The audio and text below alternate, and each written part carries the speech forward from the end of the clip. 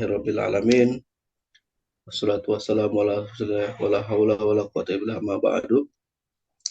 Eh, Alhamdulillah pada Sabtu pagi menjelang siang hari ini kita kembali bisa menyelenggarakan salah satu kegiatan rutinitas kita di INSIRA, yaitu kegiatan ilmiah ya, focus group discussion. Dan ini adalah diskusi yang kesekian kali ya Pak Ketua ya. Kesekian kali kita mengadakan FGD dengan tema-tema aktual.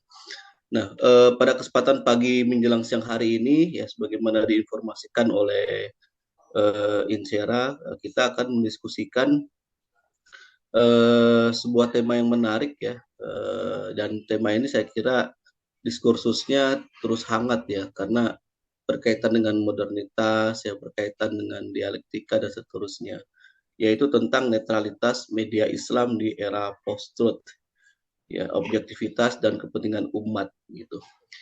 Dan di sini sudah hadir dua pembicara pemantik kita. Ya, yang pertama ada Ustadz Al-Mukarram, Syekh Faisal As-Segaf. Semalam sepanggil Ustadz, beliau tidak mau sepanggil Ustadz. Iya, karena saya mengatakan pada beliau tadi malam, kalau di Insera, ahlu Insera semuanya dipanggil Ustadz Ustazah katanya. Iya, kalau ketuanya panggilnya Syekh katanya. Syekhul Kiram atau Syekhul Kabir gitu. Itulah kira-kira. Gitu. Nah, sudah ada Ustadz Faisal Assegaf sebagai pemantik pertama. Kemudian ada pembicara kedua, pemantik kedua ada Ustadz Pizarro Ghazali Idrus. Ya, Pizarro Ghazali Idrus. Kalau Ustadz Faisal Assegaf, sedikit saya bacakan dulu ininya, apa namanya, profil singkatnya ya. Beliau ini alumnus Hubungan Internasional Pajajaran. Tahun berapa Ustadz ya? Ustadz Faisal? Saya tahun 2000. Oh, tahun 2000. Masya Allah. Antum lulus, saya baru masuk kuliah itu. Aduh, luar biasa. Jadi beliau ini adalah alumnus Hubungan Internasional dari Universitas Pajajaran. Kemudian juga bukunya juga lumayan banyak ini yang di-share ke saya. Tapi kayaknya belum semua nih. Nih, belum semuanya di-share ya. Ada buku tentang ironi Palestina. Kemudian ada buku juga tentang kumpulan wawancara dengan tokoh-tokoh Timur Tengah. Luar biasa, tokoh-tokoh Timur Tengah ya. Jadi jaringannya sudah sampai ke Timur Tengah nih Ustadz Faisal. Ya, alhamdulillah lah. Alhamdulillah luar biasa ya. Tokoh-tokoh kunci, jangan-jangan tokoh-tokoh yang memang tidak terjangkau oleh media, beliau pun juga sudah menjangkau. Ya, dengan Hamas, Hizbullah Dan juga. Hamas Hizbullah ya. Masya Allah. Kemudian juga ada buku tentang opini soal Timur Tengah. Ya, Rahasia Muammar Gaddafi. Ada buku tentang Gaza, simbol perlawanan dan kehormatan. Dan sekarang ini Ustadz Faisal sedang menulis dua buku. Yang buku yang pertama ini agak menarik dan bisa jadi memicu kontroversial juga nih. Komunitas Yahudi di Indonesia dan relasi Indonesia-Israel. Satu judul yang bisa memancing perdebatan dan kekagetan gitu dari masyarakat. Kemudian buku yang kedua, nah ini lebih kepada apa? Perjalanan spiritual, kenali Tuhanmu. Selain menulis buku, Ustadz Faisal juga menjadi pemateri di beberapa institusi ya, di Kementerian Luar Negeri, juga menjadi narasumber di beberapa televisi nasional. Itu mungkin beberapa hal yang bisa saya sampaikan terkait dengan biografi singkat dari pembicara kita pertama adalah Ustadz Faisal Assegaf. Kemudian pembicara yang kedua itu Ustadz Pizarro Ghazali Idrus. Nah, beliau ini jurnalis masih aktif, dosen pun juga masih aktif.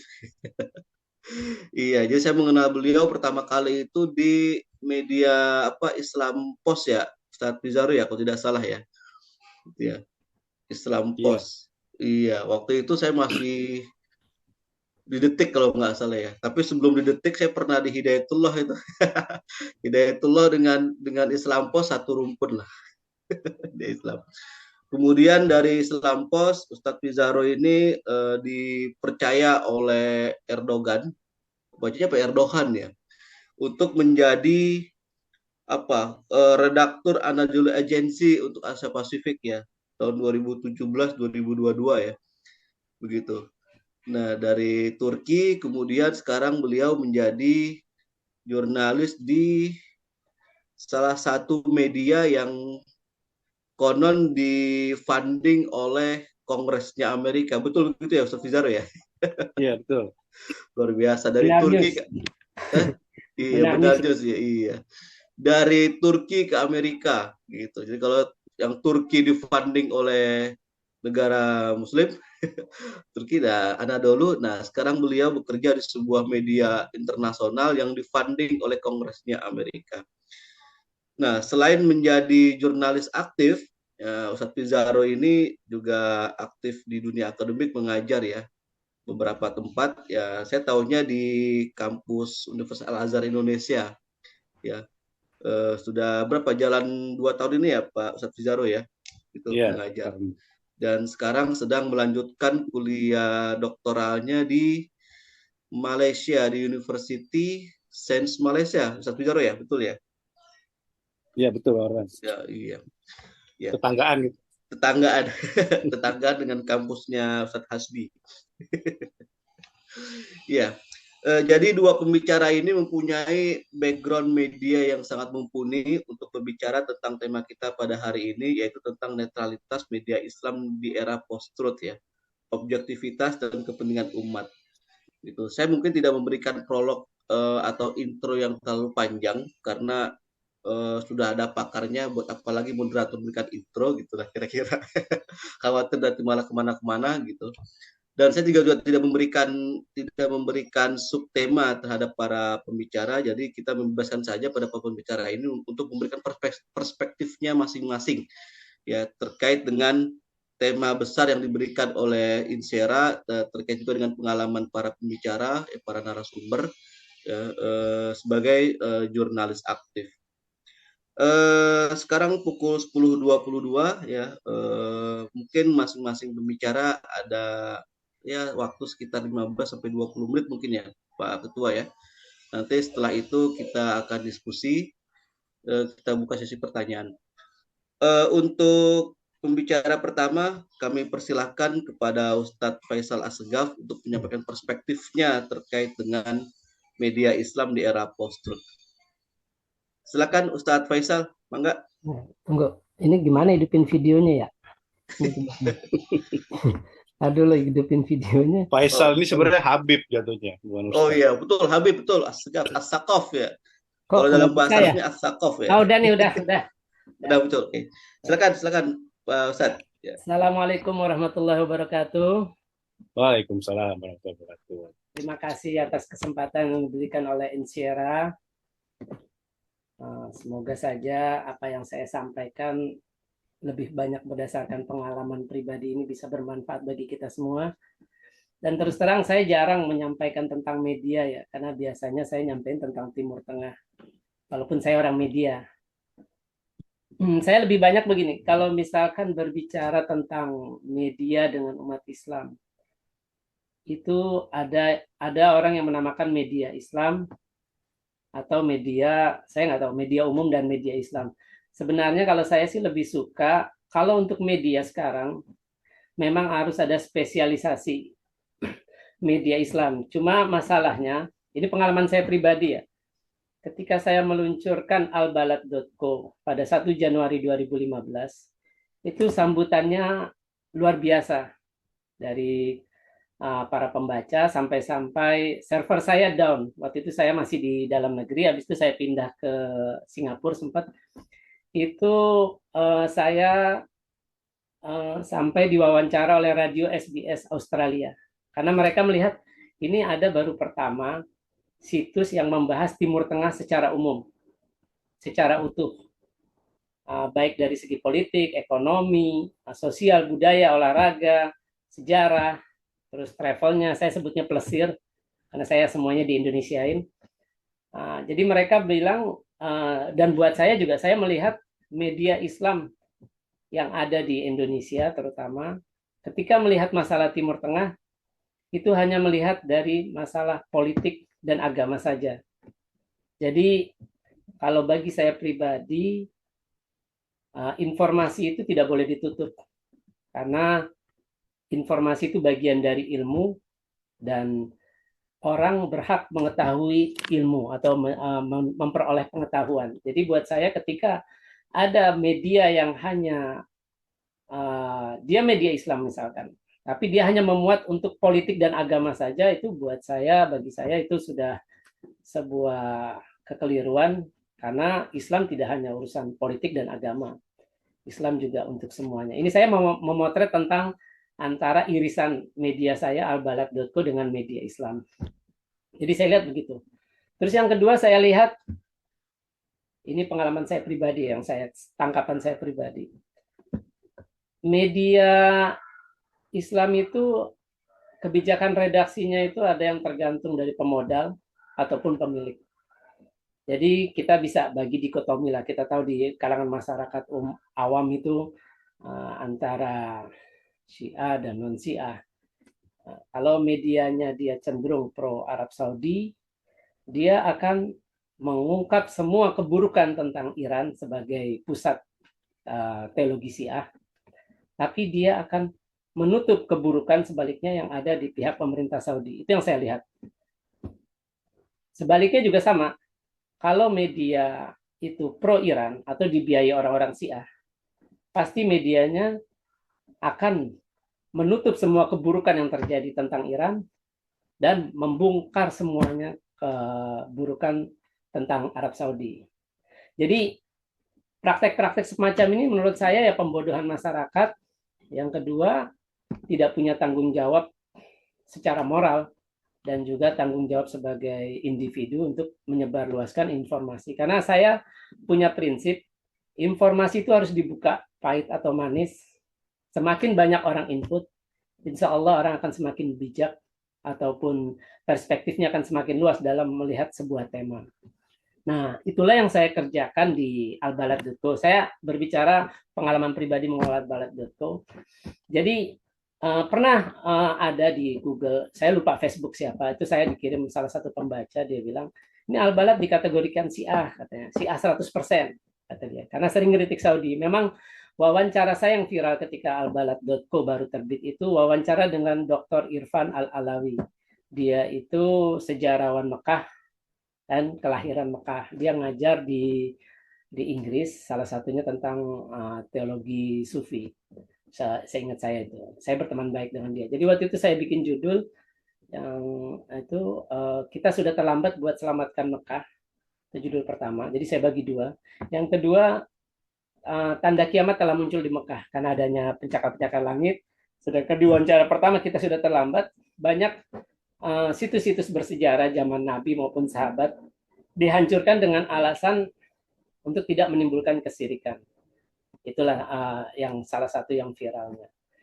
Nah, yang kedua di sini yang saya mau bilang, jadi media apapun dengan label apapun, Islam atau non-Islam, dia harus berpihak boleh, tapi berpihak bukan dalam berita, karena etika jurnalisme itu tidak ada opini dalam berita.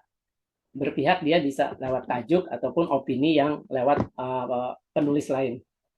Nah, saya pribadi ketika menulis, saya beberapa kali ditegur oleh Duta Besar Iran, karena salah satu tulisan saya yang ngena di mereka tuh kemarin ketika Mahsa Amini dibunuh, meninggal karena ditangkap oleh polisi syariah di sana, itu saya menulis revolusi jilbab. Walaupun saya dekat juga dengan mereka, dengan orang-orang kedutaan Iran, tapi saya harus nulis fair. Saya juga menulis tentang Lonte Teheran, bagaimana kisah pelacuran di Iran. Tapi saya juga nulis tentang pelacuran online di Arab Saudi. Buat saya, walau memang ada sih yang bilang, wah ini menjelekan Islam.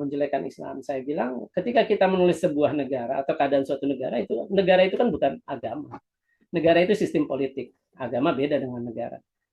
Dan negara bisa memakai simbol-simbol agama ataupun dasar agama dalam untuk memelihara kekuasaannya atau untuk memelihara kepercayaan konstituennya. Jadi saya begitu.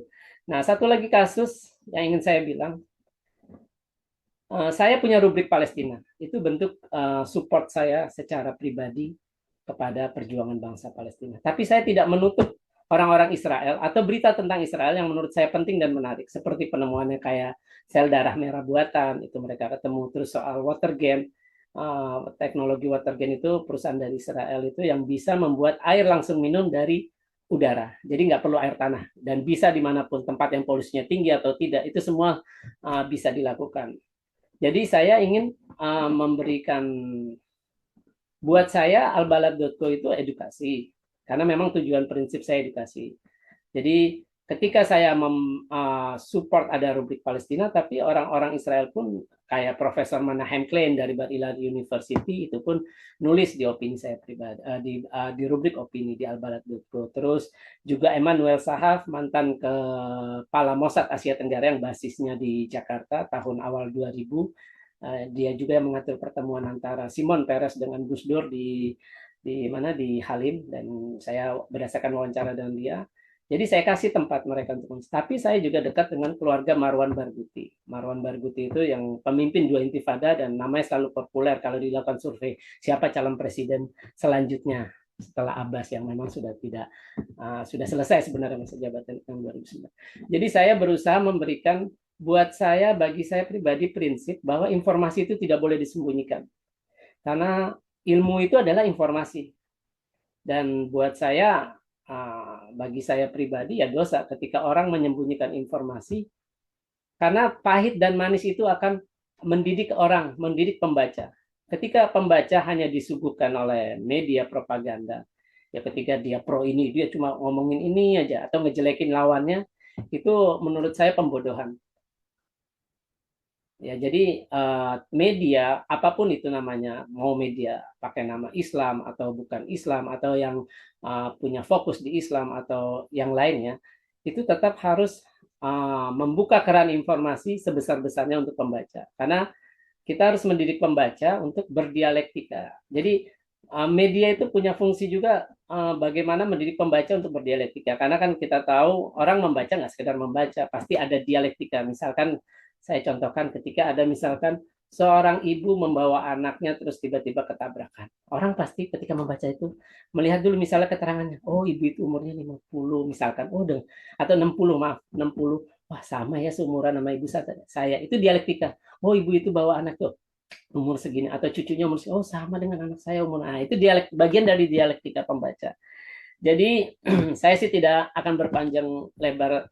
Jadi berdasarkan pengalaman pribadi saya mengelola albalad.co sejauh ini, alhamdulillah responnya cukup positif. Walaupun saya punya prinsip. Jadi saya itu di kalangan beberapa pejabat Israel itu dikritik karena saya kalau menulis Israel itu pasti saya nulis ibu kota Tel Aviv. Karena buat saya Israel itu ibu kota Tel Aviv, karena ketika dideklarasikan pada 14 Mei 1948 itu deklarasinya di Tel Aviv, dan selain itu status Yerusalem memang masih di bawah hukum internasional. Jadi saya melanggar apa yang menjadi konvensi bagi sebagian media Barat, karena media Barat pasti menulis Yerusalem ataupun Israel Yerusalem. Jadi seperti Emmanuel Nahson, jubir Kemlu Israel pernah nanya, Faisal, kenapa kamu selalu nulis ibu kota kami Tel Aviv padahal kami di Yerusalem? Ya saya bilang, Anda punya prinsip seperti itu, saya juga punya pandangan yang berbeda. Maksudnya kita boleh punya pandangan masing-masing yang berbeda sesuai kepentingannya masing-masing. Karena saya pro Palestina dan saya tahu Yerusalem itu sebenarnya Yerusalem Barat maupun Timur di bawah hukum internasional. Jadi saya akan selalu menulis ibu kota Tel Aviv. Karena itulah ketika saya menulis ini, ada buku saya tentang Gaza, simbol perlawanan dan kehormatan. Itu Dubes Israel sebenarnya mau ngasih komentar di bagian belakang, tapi karena dia lihat penerbitnya adalah Hamas lovers, akhirnya dia nggak jadi. Dia minta saya untuk mengubah menjadi Palestine lovers, tapi saya bilang ya itu memang penerbit saya dan udah punya ISBN. Sekali lagi yang terakhir sebagai penutup yang saya ingin sampaikan adalah pengelola media ataupun jurnalis punya tanggung jawab untuk melaporkan apapun secara jujur, tidak menutup informasi, karena informasi apapun itu akan berguna, sangat berguna bagi pembaca. Pembaca yang sering dikasih yang manis-manis, yang baik-baik, dia tidak akan pernah tahu sisi buruk dari sebuah tema atau sebuah negara atau apapun itu yang menjadi bagian dari tulisan atau perkembangan. Itu akan menyulitkan orang nantinya tidak bisa menerima keburukan atau kekurangan dari sesuatu hal yang dia selalu tekun mengikuti. Jadi bahkan ada ya semacam itu, saya bilang ada orang yang bilang saya menulis, ketika saya menulis soal ya sering mengkritik Arab Saudi, tapi saya juga nulis yang bagus. Dibilang sebagian orang ya ini menjelekan Islam. Padahal ya Arab Saudi itu bukan agama, Arab Saudi negara. Jadi ketika saya mengkritik Arab Saudi bukan mengkritik agama, dan jadi saya mengkritik ya sistem politik yang berlaku. Makanya saya sayangkan ketika orang menulis Saudi, kita kan punya sentimen yang besar. Jarang media yang berani menulis tentang penangkapan ulama yang ditahan atau bahkan sampai meninggal, itu kan ada yang ditahan. Jadi ya itu tadi, tergantung siapa pemodal dan pengelolanya, dia pro ke siapa. Kalau saya pribadi, saya ya akan menulis semua itu. Sebagai contoh, dalam buku ini saya dekat dengan Mahmud Zahar. Saya ke rumah Mahmud Zahar, salah satu pendiri Hamas. Itu saya menulis apapun yang ada, saya lihat. Jadi dia punya 4 mobil, ada Mercedes-Benz di dalam dengan Land Cruiser, dan 2 Harrier di luar. Jadi saya waktu di sana diantar pakai Harrier dengan 4 pengawal bersenjata AK-47. Jadi saya menulis apapun yang saya selalu berusaha, walaupun saya mendukung perjuangan Hamas, karena saya percaya perjuangan bersenjatalah yang harus ditempuh oleh Palestina, karena Israel tidak bisa dipercaya lewat perundingan. Jadi, tapi meski begitu saya akan tulis semuanya. Masalah yang mobilnya itu, saya juga di sana makan semacam McD buatan Amerika, minum Coca-Cola, itu semua saya tulis di buku. Jadi saya berusaha jujur kepada para pembaca, karena ya saya pengen kasih tahu tidak ada yang hitam putih, maksudnya. Tidak ada orang yang full benar dan tidak ada orang yang full salah. Jadi saya akan menulis ya. Saya menulis Saudi, nulis baik dan buruknya. Saya nulis Iran juga, nulis baik dan buruknya. Jadi biar semua pembaca bisa mengetahui. Saya berusaha membuka informasi seluas-luasnya yang saya mampu agar pembaca punya kognisi yang cukup untuk menilai sesuatu nantinya ketika dia akan bersikap, ketika dia akan berkomentar. Kenapa? Karena informasi yang dia terima itu boleh dibilang balance, dalam arti pahit dan manis dia terima, dan itu akan menjadi bahan yang bagus untuk dialektika dan mendidik pembaca dalam menilai sebuah tema ataupun sebuah peristiwa ataupun sebuah negara atau apapun itu. Demikian yang bisa saya sampaikan. Mohon maaf kalau ada keliru lisan maupun perbuatan. Wassalamualaikum warahmatullahi wabarakatuh. Waalaikumsalam Waalaikumsalam warahmatullahi wabarakatuh. Baik, terima kasih pada Habib Ustadz Faisal Assegaf. Ya, beberapa poin tadi saya sempat mencatat ya. Yang pertama adalah media, baik itu media Islam maupun media bukan Islam, itu harus memberikan edukasi yang sangat signifikan terhadap para pembaca sehingga melakukan dialektika. Jangan menutup-nutupi lah gitu kira-kira informasi. Hanya sayangnya kemudian kecenderungan beberapa media Islam misalnya itu lebih banyak kalau pemberitaan itu tentang masalah politik dan agama. Padahal dunia Islam itu luas ya Pak Ustadz ya, bukan hanya masalah politik dan agama. Kemudian juga media di Indonesia itu terbagi menjadi ada yang pro Syiah, ada yang kontra Syiah gitu kira-kira. Bahkan Al-Bahar sendiri pun juga yang dikelola oleh Ustadz Faisal itu beberapa kali mendapat kritikan atau dicap sebagai media Syiah. Iya. Iya, padahal cuma gara-gara mengkritik pemerintah Arab Saudi ya. Padahal agama itu Arab Saudi itu bukan agama ya, tapi adalah negara begitu. Dan Al-Bara juga pernah melakukan pemberitaan tentang Iran, mengkritik Iran gitu ya, dan juga dikritik oleh pemerintah Iran. Baik, kita ke pembicara berikutnya ya, kepada yang juga saya kira tidak kalah pengalamannya dalam dunia jurnalistik, baik di dunia Islam maupun di dunia umum. Itu apalagi beliau juga sambil kuliah S3, jadi antara pengalaman jurnalistik dengan metode risetnya itu menjadi semakin memperkuat lah gitu kira-kira. Sudah siap di sini Ustadz Pizarro Ghazali Idrus. Mungkin ada slide yang mau di-share atau bagaimana? Ada. Oke. Mau di-share sendiri atau oleh saya share sendiri. Itu aja, oke. Iya, Baik, iya. silakan Ustadz Pizarro, waktu antum antara 15 sampai 20 menit. Mangga, silakan. PNBK 60. Pajaknya kan 2. Ini udah kelihatan slide-nya ya? Ya, di saya clear, jelas. Oh, udah clear ya. Baik, baik. Baik. Bismillahirrahmanirrahim. Assalamualaikum warahmatullahi wabarakatuh. Waalaikumsalam warahmatullahi wabarakatuh. Ya, alhamdulillah rabbil alamin wa bihi nasta'in ala umuri waddin wassalatu wassalamu ala asyrofil mursalin wa ba'd. Pertama-tama saya mengucapkan terima kasih kepada teman-teman Insyera yang telah melaksanakan diskusi mengenai media Islam pada pagi hari ini. Ya, saya kira Insyera itu cuma isu internasional aja ya, tapi juga masuk juga isu media ya. Dan di sini juga ada Bang Faisal ya. Ini teman saya nongkrong sebenarnya di Kemenlu ya. Kalau kita liputan di Kemenlu itu yang saya temuin itu pasti Faisal Asegaf nih, Habib. Tapi udah lama juga kita nggak ketemu di Kemenlu ini. Iya. Ya, Kemenlu biasa Kemenlu rutin ya melaksanakan temu media atau media briefing sepekan sekali gitu. Dan sekarang udah ada pergantian jubir Kemenlu yang baru dari Pak Teguh Faizasyah ya. Sekarang menjadi Pak Lalu Muhammad Iqbal, mantan dubes Turki.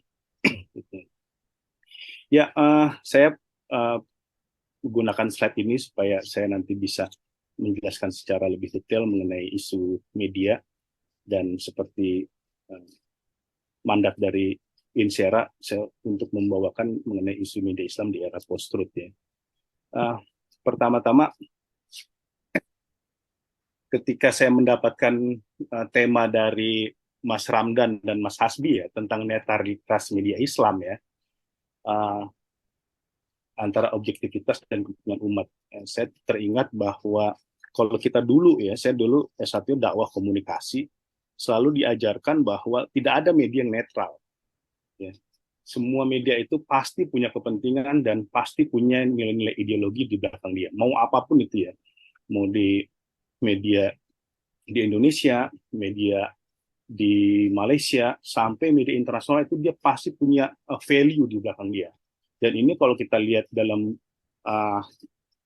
tinjauan akademik, memang itu sudah sangat lazim diketahui bahwa media itu nggak bebas nilai. Ini Habermas misalkan, dia tuh mengutip kata-kata yang menarik. Ya. Dia bilang, you are not buying news when you buy a newspaper, you are buying the judgment. Ya. Jadi ketika kita beli koran, ya, baca media online, langganan berita, itu kita sebenarnya bukan sedang membeli informasi. Kita bukan sedang membeli berita, tapi kita sedang membeli judgment, penilaian. Ya. Dan itu sudah sangat lumrah sekali di media. Lalu juga ada nih kata Perloff ya, political communication can be a force of good and evil. Like all weapons on influence, political communication can be harnessed for positive and negative purpose. Jadi informasi itu tergantung sebagaimana sudut pandangnya. Tadi Bang Faisal bilang kan dia menulis Saudi, ya mungkin media yang pro Saudi ya nggak akan berani kan dia nyerang bin Salman gitu ya. Tapi media yang kritis misal di Barat, dia pasti akan menelanjangi bin Salman. Media Iran gitu juga. Ya. Barat pasti akan nyerang Iran, tapi media Iran kayak Press TV News gitu ya, kantor berita Iran tuh nggak bakal berani dia nyerang Presiden Iran seperti itu. Jadi media itu memang sudah dikonstruksi dengan kepentingan nilai-nilai value di ideologi di belakangnya media itu. Bisa tergantung dari pemilik modalnya, itu udah sangat lazim. Kayak di Indonesia gitu ya, kita tahu pemilik stasiun televisi rata-rata dia ketua umum parpol, ya, dari Metro TV, TV One, Perindo, dan lain sebagainya. Ya, makanya dulu pas 2019 atau 2014 yaitu TV One mengklaim hasil hitung cepat itu menang Prabowo karena Abu Rizal Bakri dia dulu join Golkar di koalisi. Lalu Metro TV yang dulu mendukung Jokowi mengatakan hasil hitung cepat pemenangnya Jokowi. Gitu. Ya, itu tergantung bagaimana pemilik modalnya gitu. Kemudian juga kota di bebas nilai, pertanyaan yang kedua ialah apakah media itu juga bebas dari kepentingan? Ya. Selama saya menjadi wartawan ya, sudah lebih dari 10 tahun ini, semua media itu punya kepentingan di belakangin dia. Mulai dari pemimpin redaksinya yang mengarahkan reporternya, atau reporternya nulis apa adanya, kemudian judulnya di framing oleh editornya, dan lain sebagainya. Ini misalkan, ini tahun 2009 ya, ada 3 wartawan wawancara 1 pejabat Menko Perekonomian dulu Hatta Rajasa, ya, dari 3 media yang berbeda, tapi judul dari hasil tulisannya itu beda-beda. Ya, kita bisa lihat Jawa Post mengatakan dulu ketika wawancara mengenai opsi kenaikan tarif daftar listrik, ya. Jawa Post menulis tarif listrik tidak akan naik, gitu ya, karena dulu kepala PLN itu Dahlan Iskan yang sekarang lagi dibolak-balik ke KPK, dipanggil untuk isu dugaan korupsi di Pertamina. Republika yang lebih kritis judulnya beda lagi. Opsi kenaikan tarif daftar listrik tetap terbuka. Nah, itu. Kalau tadi Jawa Post bilangnya tidak akan naik, Republika bilangnya opsi itu tetap terbuka. Kompas beda lagi itu. Pernyataan PLN butuh 30 triliun. Ya. Nah, berita ini diambil dari wawancara di 1 narasumber. Ya. Tetapi memiliki lead atau sudut pandang yang berbeda-beda. Apakah wartawan ini berbohong? Itu enggak. Dia enggak berbohong. Ya, dia memang dia liputan, dia wawancara. Ya. Tapi kok kenapa judulnya beda-beda? Nah, narasumber itu kan kalau ngomong itu panjang. Ya, gitu. Dia tuh ngomong nggak mungkin 1-2 menit, ya. Gitu. Kecuali kadang-kadang Jokowi kalau ditanya isu sensitif itu bukan urusan saya, tanya ke Kapolri, itu soal gitu tuh. Gitu, kayak kasus Rempang kan gitu aja kok ngadu ke presiden gitu ya. Nah, dia yang taken sini sama sini investment di Cina baru beberapa bulan lalu kan gitu. Ya. Nah, itu, dan wartawan itu kadang cerewet. Ya, narasumber ngomongnya sedikit, seuprit dikejar terus sama dia. Ya. Kayak saya kemarin tuh wawancara Jubir Menteri Pertahanan, dia ngirim rilis Indonesia beli kapal selam penyelamat baru. Jadi kita belum pernah punya tuh kapal selam penyelamat yang dulu KRI Nanggala Jatuhan, kita nggak punya, kita terpaksa hire dari Singapura. Itu baru dibeli tuh sama Kemhan 2 hari lalu. Tetapi dirilis kan sama Kemhan, tetapi itu nggak jelas tuh nilai kontraknya berapa, skemanya pinjaman luar negeri atau apa. Lalu saya kejar tuh, Pak ini berapa nilai transaksinya? Baru ngomong tuh Kemhan tuh $100 juta, padahal dirilis tuh kagak ada $100 juta. Oh gitu. Ini skema kita beli cash apa pinjaman luar negeri?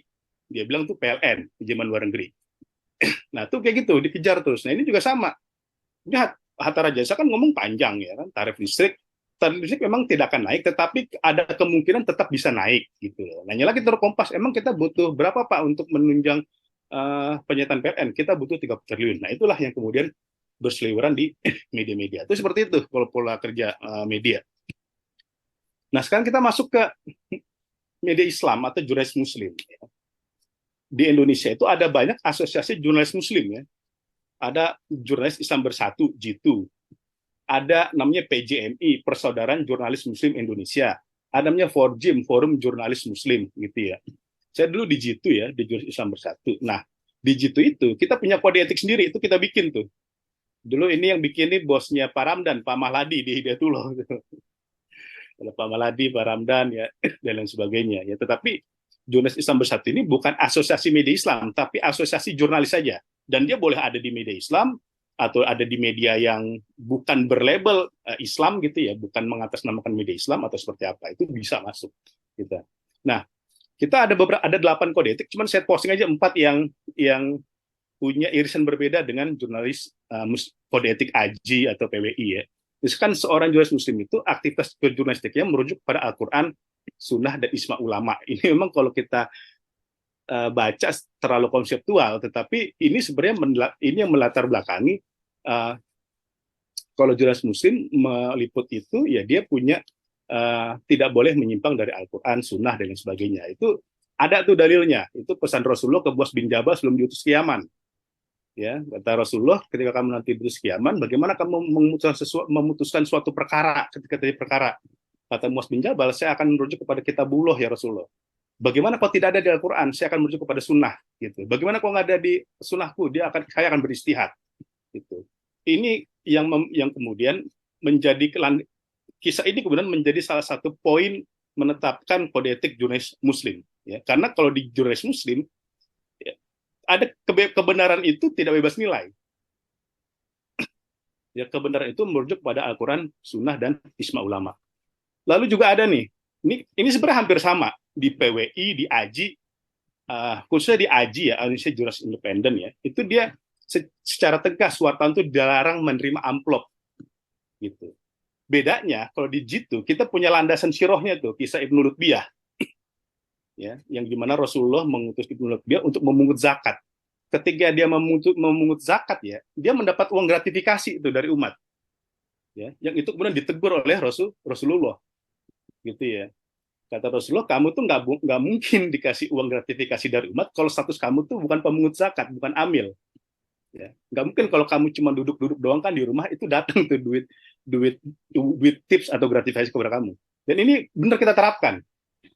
Ya, kita beberapa kali memanggil jurnalis Muslim yang kedapatan menerima uang dari narasumber, walaupun itu cuma uang hibah gitu ya, bukan uang timbal balik, uang hibah gitu ya. Itu kita sempat di sidang kayak gitu ya, sempat di sidang ya. Lalu juga beberapa kasus ya, dulu karena saya itu juga di sekjennya gitu, itu kita agak bingung ketika kita sering diundang Kementerian Agama untuk ikut pelatihan jurnalistik. Padahal itu kan bukan liput ya, pelatihan media. Tapi itu anggota kita dapat amplop. Nama juga uang ini ya, apa ya, uang ikut pelatihan lah kayak gitu ya. Gitu. Kalau di kampus kan pasti dikasih duit sama kampus. Nah, di JIT itu tetap tidak boleh. Padahal dia bukan aktivitas jurnalistik kan. Kalau jurnalistik kan menerima amplop itu pasti dilarang. Nah, ini bukan aktivitas, ini cuma nongkrong doang, ikut aja gitu. Nah, itu saya beberapa kali itu apa ya sama Kemenak tuh, karena saya dulu sekjennya, iya Pak, ini dia anggota kan dipanggil Kemenak, kok nggak menerima Pak nih anggota-anggota Bapak kita kasih. Iya Pak, di kita itu ada aturan tidak boleh menerima gratifikasi. Nah, terus gimana? Nanti saya disangka korupsi nih sama Kementerian Agama. Nah, akhirnya dealnya udah nanti Bapak kasih ke saya, tapi kita sumbangkan ke panti asuhan. Uang kwitansi ke panti asuhan itu kita kirim nanti ke Kementerian Agama. Seperti itu. Nah, itu yang dilakukan ya. Dulu di Anadolu juga kayak gitu tuh. Kita wawancara jenderal-jenderal militer di Kementerian Pertahanan, pulang dikasih duit. Itu dilapor sama ke pemimpin redaksi, lalu juga sama skemanya kita sumbangkan, kwitansi sumbangan itu kita kirim ke Kementerian Pertahanan. Nah, ini yang ketiga yang sangat membedakan kita dengan kode etik jurnalis AJI atau lainnya. Kita dilarang menulis berita yang mengandung unsur fahisyah. Nah, ini Ustadz Ramdan ini kan kiai ya, Ustadz ini Usuluddin. Fahisyah itu dalam Al-Quran itu ialah sebuah tindakan yang mengandung unsur seksual. Ya, ada juga tuh fahisyah itu perbuatan keji, kotor, itu juga masuk ke dalam Al-Quran tuh. Tapi di sini kita fokuskan kepada dilarang menulis berita yang mengandung unsur yang bisa membuat pembaca itu berfantasi seksual. Saya pernah liputan 3 hari di komplek pelacuran di Kendal itu. Dulu lagi bentrokan FPI dengan preman Ronggolawe di Kendal 2013 gitu. Ketika bulan puasa masyarakat meminta pelacuran ditutup, tapi kemudian diserang oleh kelompok preman. Nah, itu saya liputan 3 hari, saya masuk ke komplek pelacurannya. Saya bertemu mucikarinya, dan itu saya beritakan. Gitu. Nah, di situ tantangannya bagaimana kita menulis berita, tetapi nanti tidak terjebak unsur fahisyah. Padahal ini liputan prostitusi. Nah, saya tuh nggak boleh tuh nulis tarifnya berapa, ya, kemudian ruangan biliknya kayak gimana, perempuannya seperti apa, gitu ya. Bentuknya kayak gimana itu nggak boleh karena nanti akan menimbulkan unsur fahisyah. Tapi kalau di Detik ya, Ustadz Ramdan mantan Detik ya, Detik, Kompas, Tribun ada bodo amat. Ya, bahkan dia dialog dengan pelacurnya itu ditulis itu ya, kalau saya lihat itu ya. Dulu di media arus utama itu. Sama pelacur ditulis tarifnya tuh berapa, godaannya gimana itu ditulis. Nah, kalau kita tuh enggak gitu ya. Seperti itu. Karena kita ada kode etik ini nih, kode etik unsur fahisyah. Itu yang membedakan kita dengan kode etik dari aliansi jurnalis yang lain. Ya. Kalau ini juga sama nih. Ini berita nggak boleh dipublikasikan kalau kita belum terverifikasi, belum jelas, dan lain sebagainya. Nah, ini ada 8 sebenarnya kode etiknya, dan saya melihat ini kode etik jurnalis Muslim pertama di Indonesia setahu saya. Saya belum menemukan, mungkin ada setelah itu, tapi saya belum menemukan. Dan ini yang kita menulis itu konsultasi juga ke MUI, Komisi Majelis Fatwanya MUI, kita konsultasi. Ya, kemudian ke guru besar ilmu komunikasi itu Pak Ibnu apa ya? Lupa saya. Yang guru besar komunikasi UI. Nah, itu kita komunikasikan dari segi sisi fikihnya ini sudah memenuhi unsur syariat ya, lalu juga dari sisi praktik komunikasi itu juga sama, udah memenuhi gitu. Jadi ini bukan cuma kita tulis lalu kita sebarkan, enggak, kita konsultasi ke Majelis Ulama Indonesia dan ke guru besar ilmu komunikasi. Nah, seperti itu. Nah, pertanyaan sekarang, apakah, makanya pas Mas Hasbi ngasih ke saya, Mas, apakah emang masih ada media Islam yang eksis sekarang? Gitu ya. Kalau nama by name itu ada banyak, ya. Tetapi apakah proses keredaksian itu berjalan? Ya.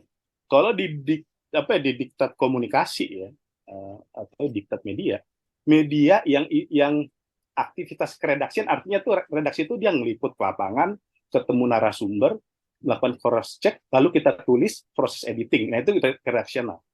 Tapi kalau udah cuma nerjemah doang, ya dia nggak banyak turun ke lapangan atau kopas media dari rilis, itu sebenarnya nggak bisa kita anggap media massa. Ya, itu kayak blog aja. Nah, dari beberapa nama-nama ini, saya lihat ini masih eksis ya, masih ada aktivitas jurnalistikannya, cuma mungkin hanya sekitar 10%. Ya, Hidayatullah misalkan ya, ini media saya juga. Ini Kak Mas Ramdan keluar, saya masuk nih, Hidayatullah. Ya, itu kalau kita lihat sekarang, itu kan disusun redaksi, itu bisa kan ada pemimpin redaksi, ada redaktur pelaksana, ada editor, ada reporter, gitu. Nah, di Hidayatullah sekarang udah nggak ada tuh, reporter tuh udah nggak ada, semuanya pimpret sama dewan redaksi. Gitu ya, itu udah nggak ada dari reporternya. Sabili juga sama, ini hidup lagi nih sekarang, namanya sabili.id, itu juga nggak ada. Dia ada bidang CEO-nya, ada chief retailnya ada, tapi reporter itu nggak ada. Nah, yang masih eksis ini mungkin Republika, NU Online, TV Muhammadiyah gitu, tapi ini juga saya lihat porsi liputannya sekarang udah sangat menurun, nggak begitu besar lagi ya, seperti itu. Nah, ini yang menjadi tantangan. Nah, ini kita lihat ya, ini saya kutip aja sabili.id ya. Ada editornya, ada editor in chief itu pimpinan redaksi ya. Executive editor, retailnya, web content editor sampai bawah, tapi reporter aja gak ada. Dia ya, reporter itu gak ada. Lah siapa yang melakukan peliputan sehari-hari? Yang ketemu pemerintah, pejabat, tokoh, ormas, akademisi, siapa yang melakukan liputan itu? Ya, kalau kita sumber kita terbatas kan bisa via WhatsApp tuh. Saya aja wawancara Ustadz Ramdan kadang lihat WA aja tuh. Ya, seperti itu ya. Kan bisa via WA, via telepon gitu ya. Kalau dulu tuh fax email kita, email ya. Saya pernah narasumber itu AC Manulang ya, pakar intelijen. Itu saya wawancara, dia minta di fax email hasil wawancaranya tuh. Diantar langsung minta diantar langsung gitu. Saking beliau tuh mungkin sangat hati-hati. Nah, itu sekarang ini baru satu kasus ya, ini sama tuh kayak Era Muslim, kayak Hidayatullah, itu juga udah nggak ada. Reporter akhirnya beritanya tuh ya kebanyakan ya cuma terjemahan, artikel, kemudian kolom opini dan lain sebagainya. Nah, itu kalau kita berkaca kepada teori media, itu nggak bisa kita anggap media massa, ya, karena dia nggak punya aktivitas keredaksian. Nah, sekarang apalagi nih masuk ke yang tema kita, era post-truth, pasca kebenaran, di mana limpahan informasi itu begitu sangat luas, ya. Kita mengalami disrupsi global, kita bahkan nggak bisa mencek mana ini fakta, mana bukan, ya. Dan ini sudah diprediksi jauh-jauh hari sama orang-orang, ya. Ini misalnya salah seorang akademisi media, Alicia Siepert, dia udah bilang, ketika koran bahkan nggak bisa mengcover berita sehari-hari, bagaimana kita bisa bayangkan mereka tuh bikin liputan-liputan panjang, ya, atau liputan-liputan investigasi yang butuh modal. Dan kalau kita lihat sekarang eranya udah kayak begitu, ya, eranya itu udah kayak begitu. Di media Islam ya, itu bahkan untuk mengcover berita harian udah nggak mampu. Jangan kan kita minta dia bikin in-depth ya, bikin investigasi gitu ya. Bahkan menurut saya nggak hanya di media Islam, di media-media arus utama juga sama. Ya, Kumparan, misalkan Merdeka.com, nih Bang Faisal dulu tuh di Merdeka.com tuh ya. Kalau dulu mungkin Bang Faisal masih dikirim ke luar negeri tuh, liputan ya ke Palestina kemana. Sekarang ada nggak pengiriman reporter gitu? Nggak usah ke luar negeri deh, ke Rempang misalkan. Ya, itu udah nggak ada. Ya, sudah sangat jarang gitu. Makanya kualitas peliputan itu ya juga seperti itu, nggak mendalam. Ada beberapa media kemudian menurut saya yang sekarang masih melakukan investigasi yang in-depth itu masih majalah Tempo. Ya, bukan tempo.co-nya ya, tapi majalah Tempo. Ya. Dia kan ada tempo.co online, ada tempo.id, koran, ada majalah Tempo. Nah, majalah Tempo tuh yang masih tuh melakukan long term journalism tuh, atau investigasi juga bahkan udah kurang, menurut saya udah enggak. Investigasi sekarang dilakukan oleh misalkan kayak jurnalisme independen dan di Dwi Laksono ya, DDL tuh ya. Dia tuh liputan tentang batu bara, liputan soal investasinya Luhut ya. Kemana-mana tuh. Dia fokus ke investigasi. Tapi secara umum media tuh udah nggak kayak begitu. Makanya masyarakat kita juga nggak terlalu tercerahkan. Ya. Kemudian kalaupun ada media kayak gitu, itu dananya nggak kuat. Dia biasanya tuh butuh funding publik. Kayak Project Multatuli. Ya. Buat teman-teman melihat itu namanya Project Multatuli. Ya. Itu khusus liputan investigasi dan mendalam. Ya. Dananya dari mana? Nggak punya dana. Dari funding. Mau nyumbang. Bahkan dia selalu buat kolom open donasi. Ya. Atau untuk mengatasinya bikin sindikasi. Sindikasi itu gabungan antara jurnalis-jurnalis di media-media arus utama bikin satu liputan bareng. Kayak kasus kemarin misalkan alat sadapnya Israel. Ya, gitu. Itu kan liputan itu kan bareng, ada Tempo, suara.com, ada Aji, ada bisnis.com, nggak bisa dilakukan sendiri.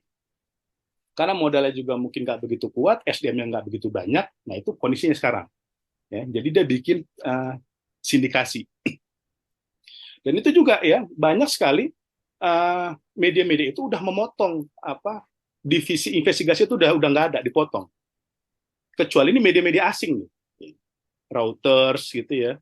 Benar di tempat saya itu juga kemarin kita lakukan liputan ke Kalimantan 2 pekan gitu.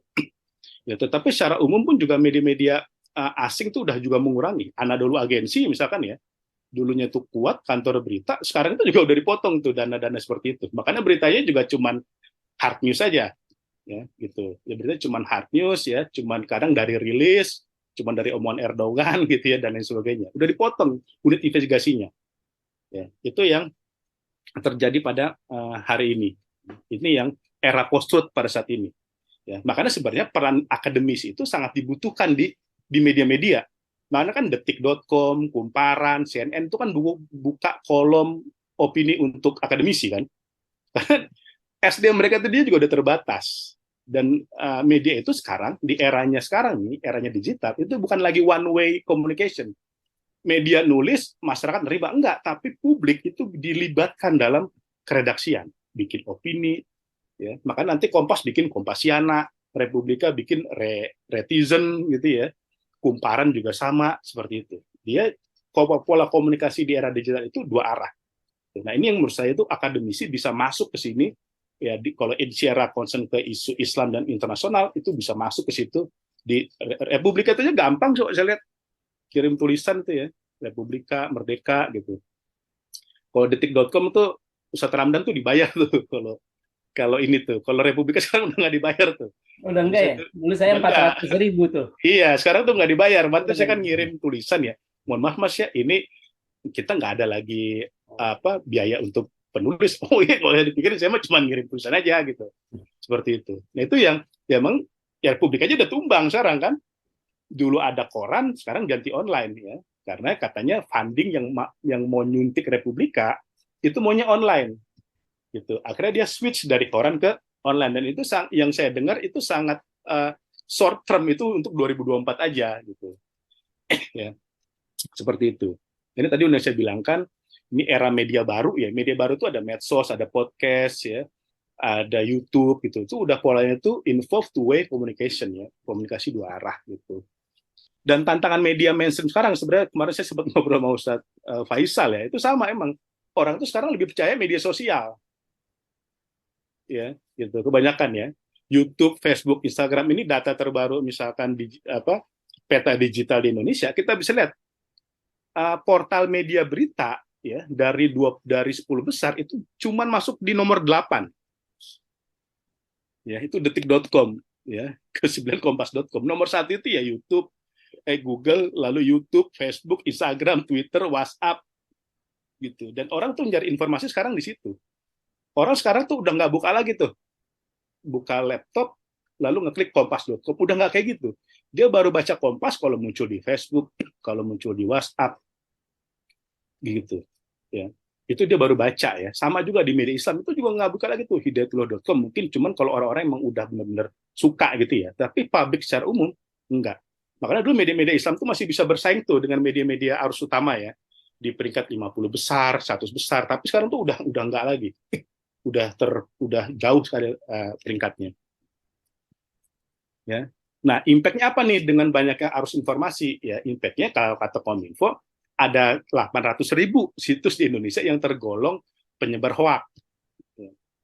Ya, itu bukan lagi 1.000, 2.000, ada 800.000 karena semua orang bisa bikin website, semua orang bisa jadi wartawan, semua orang bisa jadi pimret, dia bikin aja situs apapun, tetapi kan dia nggak punya wartawan yang melakukan cross check tuh ke bawah, ya nggak ada yang untuk melakukan verifikasi data dan lain sebagainya. Impact-nya sekarang masyarakat kita ya kebanyakan lebih percaya kepada hoax. Ya. Ini liputan kata data ya.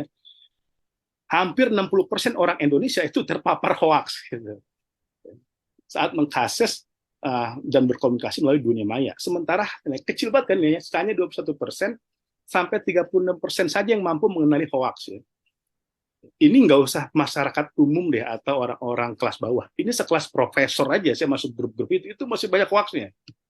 Ya, dia nggak bisa membedakan mana situs yang terverifikasi secara sah dan melakukan aktivitas keredaksian secara ketat, mana yang enggak. Itu aja nggak bisa ngebedain tuh banyak profesor. Ya, gitu. Dan kebanyakan hoaxnya itu ya apalagi mau 2024 nih, ya pasti akan masuk ke isu politik, agama, kesehatan, dan lain sebagainya. Dan ini tren kita nanti di ASEAN ya. Ini ke depan tantangan hoax atau disrupsi global digital akan lebih tinggi juga karena prediksi Google Insight ya, jadi yang selalu bikin tahunan paper tahunan tentang perkembangan digital itu di ASEAN aja nanti konsumen digital kita sampai 380 juta tahun 2026 ya, seperti itu ya, itu gede banget kan. Dan itu termasuk yang growing kan di kita itu konsumen juga ada ekonomi, ada medsos dan lain sebagainya. Ya, nah ini terakhir ya. Kalau tadi kita bicara dalam konteks nasional ya, sekarang bagaimana sih pertarungan media Islam atau berbasis Muslim di kancah internasional ya, seperti itu. Kalau tadi kita bicara lokal, nah ini sekarang secara internasional. Ya. Di internasional di media itu ada dua. Ada kantor berita, ada media. Ini orang sering ketukar. Kantor berita sama media itu nggak sama. Walaupun fungsi kantor berita itu juga media, tapi nggak setiap media itu kantor berita. Kantor berita itu ialah media yang memproduksi berita untuk disebar ke media-media yang lainnya. Ya, gitu. Kalau media, dia hanya memproduksi berita untuk kepentingan dirinya. Gitu, ya. Makanya nanti di kantor berita itu ada namanya tuh pelanggan, ya, klien. Gitu. Nah ini media-media kantor berita yang besar itu ada AFP itu Perancis, agensi French Press, ada AP Associated Press itu AP itu Amerika, Reuters itu Inggris, nanti ada Xinhua itu China.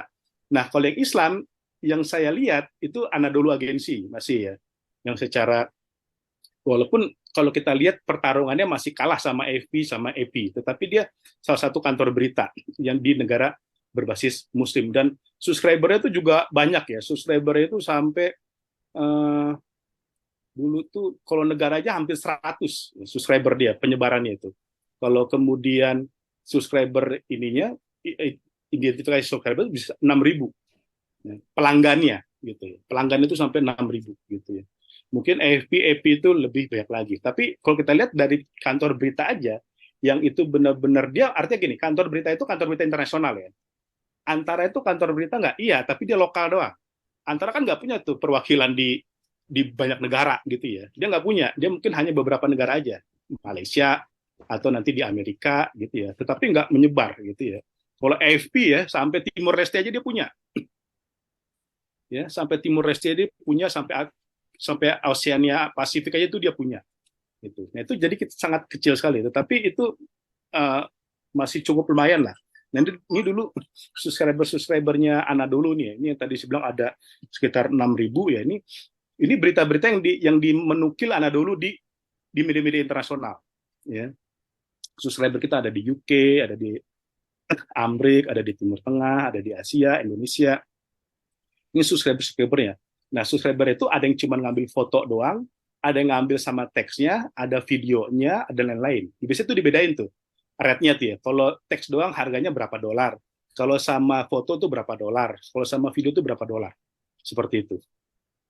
Ini subscriber menurut saya cukup menarik dia, karena dia media berbasis negara Muslim, tapi subscriber itu negara-negara Eropa atau negara-negara non-Muslim, seperti itu. Ya, tetapi karena masalah inflasi sekarang yang terjadi di Turki itu juga udah mulai menurun. Anadolu Agency di Indonesia sendiri udah nggak ada, bironya sudah tutup, ya, karena alasan krisis finansial di Turki. Tapi situsnya masih ada, tetapi aktivitas jurnalismenya sudah mulai jauh sangat berkurang. Ya, mana saya hanya sampai 2022 di Anadolu Agency, kemudian saya pindah ke Benar News tadi di Washington. Nah, ini dulu di Anadolu dia fungsinya ya, karena ini yang tadi membedakan ya. Dia saya lihat ada misi juga ya. Misi dunia Islamnya itu ada. Misalkan dalam kasusnya Palestina ya. Dia Anadolu tuh bikin foto Istanbul Photo Award tiap tahun ya. Pagelaran sayembara foto terbaik dunia kemanusiaan, politik dan ekonomi seluruh dunia. Ini juara satunya nih. Ini di Gaza, ada perempuan Gaza sedang diperiksa sama tentara Israel, mungkin dia marah, selalu diperlakukan seperti itu, dia foto balik tuh. Ya. Tentara Israel foto dia foto balik. Itu sebenarnya bukan foto, itu dia live Instagram tuh bahkan tuh. Kita lihat ya. Gitu. Nah, ini juara satu nih. Ini Ustadz Faisal perlu ikut nih, ya. Gitu. Ini juara satu, hadiahnya juga lumayan tuh Ustadz Ramdan tuh, $8.000. Itu baru foto gini doang gitu kan. Itu foto terowongan Gaza ada. Iya gitu ya, ini dapat ini bukan jurnalis Anadolu, jurnalis AFP kalau di bawah ya, Ahmad Grabli, AFP Palestina. Itu juara satu ya.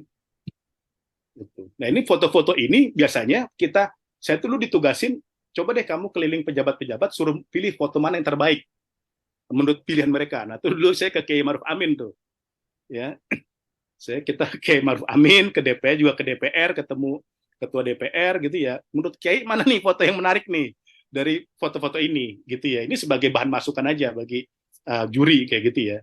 Jadi kita juga ajak pejabat itu untuk aware ya, untuk aware bahwa terjadi masalah konflik di dunia Islam, ketertindasan di dunia Islam yang negara-negara Muslim itu harus speak up. Ya, harus bersuara gitu. Nah, kalau saya di Indonesia ketemu Wapres nanti tuh Biro Uzbekistan ketemu Presiden Uzbekistan, Biro misalkan Qatar ketemu kementeriannya Qatar gitu ya, di Eropa ketemu menterinya Eropa segala macam. Karena kita Anadolu Agency dulu punya biro tuh punya wartawan itu di banyak negara saat itu. Nah, abis itu kita sayembarakan, ya. Biasanya itu kita sayembarakan di negara-negara Eropa atau di negara-negara non-Muslim. Ada di Brussels, ada di New York, ada di Jepang. Itu hasil-hasil Istanbul Photo Award itu kita pajang ya ke negara-negara yang menjadi donatur perang. Kayak gitu ya.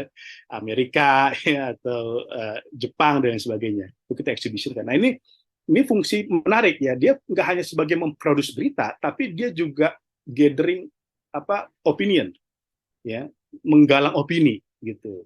Karena fungsi jurnalis dunia media berbasis Muslim, dia juga ada unsur dakwahnya mungkin dia dalam tanda kutip gitu, ada unsur misinya. Tapi kalau yang lain-lain kan saya lihat tuh belum ada ya, kalau yang kantor berita dari negara Muslim itu belum ada yang sampai melakukan seperti ini. Mungkin ada tapi skupnya nggak begitu besar. Nah, ini untuk internasional broadcaster ini juga sama. Yang paling bagus menurut saya itu masih Al Jazeera. Ya, media outlet internasional berbasis negara Muslim itu masih Al Jazeera. Ya, kenapa saya bilang berbasis negara Muslim? Karena dia juga bukan media Islam, gitu ya. Wartawannya aja kan nggak jilbaban banyak, ya presenternya tuh nggak jilbaban, gitu ya. Al Jazeera Arabik aja kayak begitu. Kalau Al Jazeera Inggris kan agak lebih liberal ya. Al Jazeera Arabik itu sebenarnya lebih Islami, tapi itu juga sama kan, nggak semuanya itu misal jilbaban. Ini cuma satu di antara kepungan BBC, CNN, CNBC, Channel Asia, Voice Amerika segala macam. Gitu ya. Nah, ini yang menjadi tantangan kita, dan ada Al Arabia juga ya, Al Arabia TV itu di Saudi atau di Uni Emirat ya. Itu saya lihat juga berita nggak banyak melakukan aktivitas peliputan. Kebanyakan cuma kopas dari kantor berita dinaikin aja seperti itu.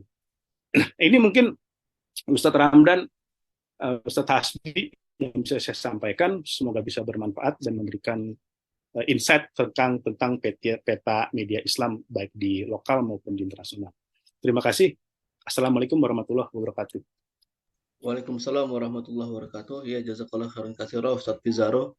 Semakin melengkapi apa yang sudah disampaikan oleh pembicara sebelumnya Ustadz Faisal Assegaf ya mengenai tentang media Islam, posisi dan apa itu media Islam itulah kira-kira seharusnya. Saya sebetulnya punya pertanyaan dan tanggapan, tapi karena waktu juga tidak banyak, saya ingin memberikan dulu kepada audiens, pada partisipan untuk memberikan pertanyaan dan tanggapan. Nanti jika memang kurang, mohon izin saya juga ingin memberikan tanggapan pertanyaan. Silakan pada partisipan yang hadir di forum siang hari ini memberikan tanggapan ataupun pertanyaan kepada para pembicara kita ya mengenai tema besar tentang media Islam dan post-truth ya. Post-truth ya. Di sini ada Ustadz Hasbi, Ustadz Haidar, ada Ustadz Anugrah, Ustadz Tarik, Ustazah Nur Alia, ada Ustadz Mustri. Mangga silakan. Ya, saya ingin bertanya nih, Ustaz Ramdan. Oke, mangga silakan Ustadz. Ya. Ya, terima kasih atas kesempatannya. Menarik sekali apa yang dikemukakan oleh Saudara Faisal Assegaf ya, dan Saudara Pizarro tentang media kita yang kelihatannya belum memiliki gesah ya, belum memiliki nilai profesionalisme yang kuat ya. Dan saya kira di sini memang masih terombang-ambing juga antara tuduhan-tuduhan keberpihakan kepada mazhab ini, Syiah, Sunni dan sebagainya.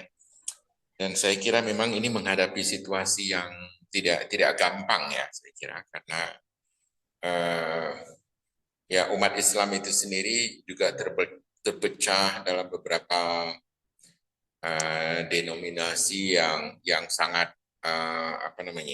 sangat melemahkan umat Islam itu sendiri sampai pada hari ini. Dan saya kira ya saya ingin bertanya sebenarnya apakah bisa nggak memperkenalkan prinsip-prinsip atau gesah dari media yang profesional itu sebagai prinsip-prinsip yang Islami ya, dengan mengutip mungkin hadis ataupun ayat bahwa di dalam Al-Quran sendiri kan sudah disebutkan misalnya apabila ada orang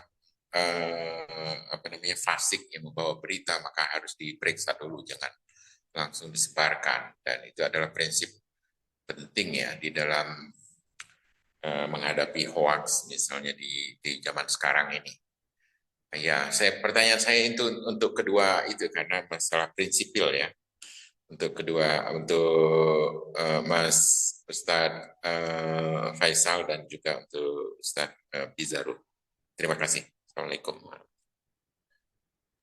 Baik, syukran Ustadz Haidar. Kita tampung dulu ya. Mungkin 2 pertanyaan lain. Itu berikutnya Ustadz Qobit, mangga setelah Ustadz Hasbi. Ustadz Hasbi silakan. Ya, terima kasih Ustadz Ramdan. Ini jadi Ustadz semua nih. Ini gara-gara Ustadz moderator nih jadi Ustadz. Ya. Saya panggil Ustadz semua di sini kan. Artinya kan guru. Profesor ya. Terima kasih Ustadz Ramdan dan makasih atas Habib Faisal ya dan Ustadz Pizarro, luar biasa sekali saya kira. Sangat mencerahkan, dan kalau di hubungan internasional itu kan memang kita sulit untuk ke lapangan ya.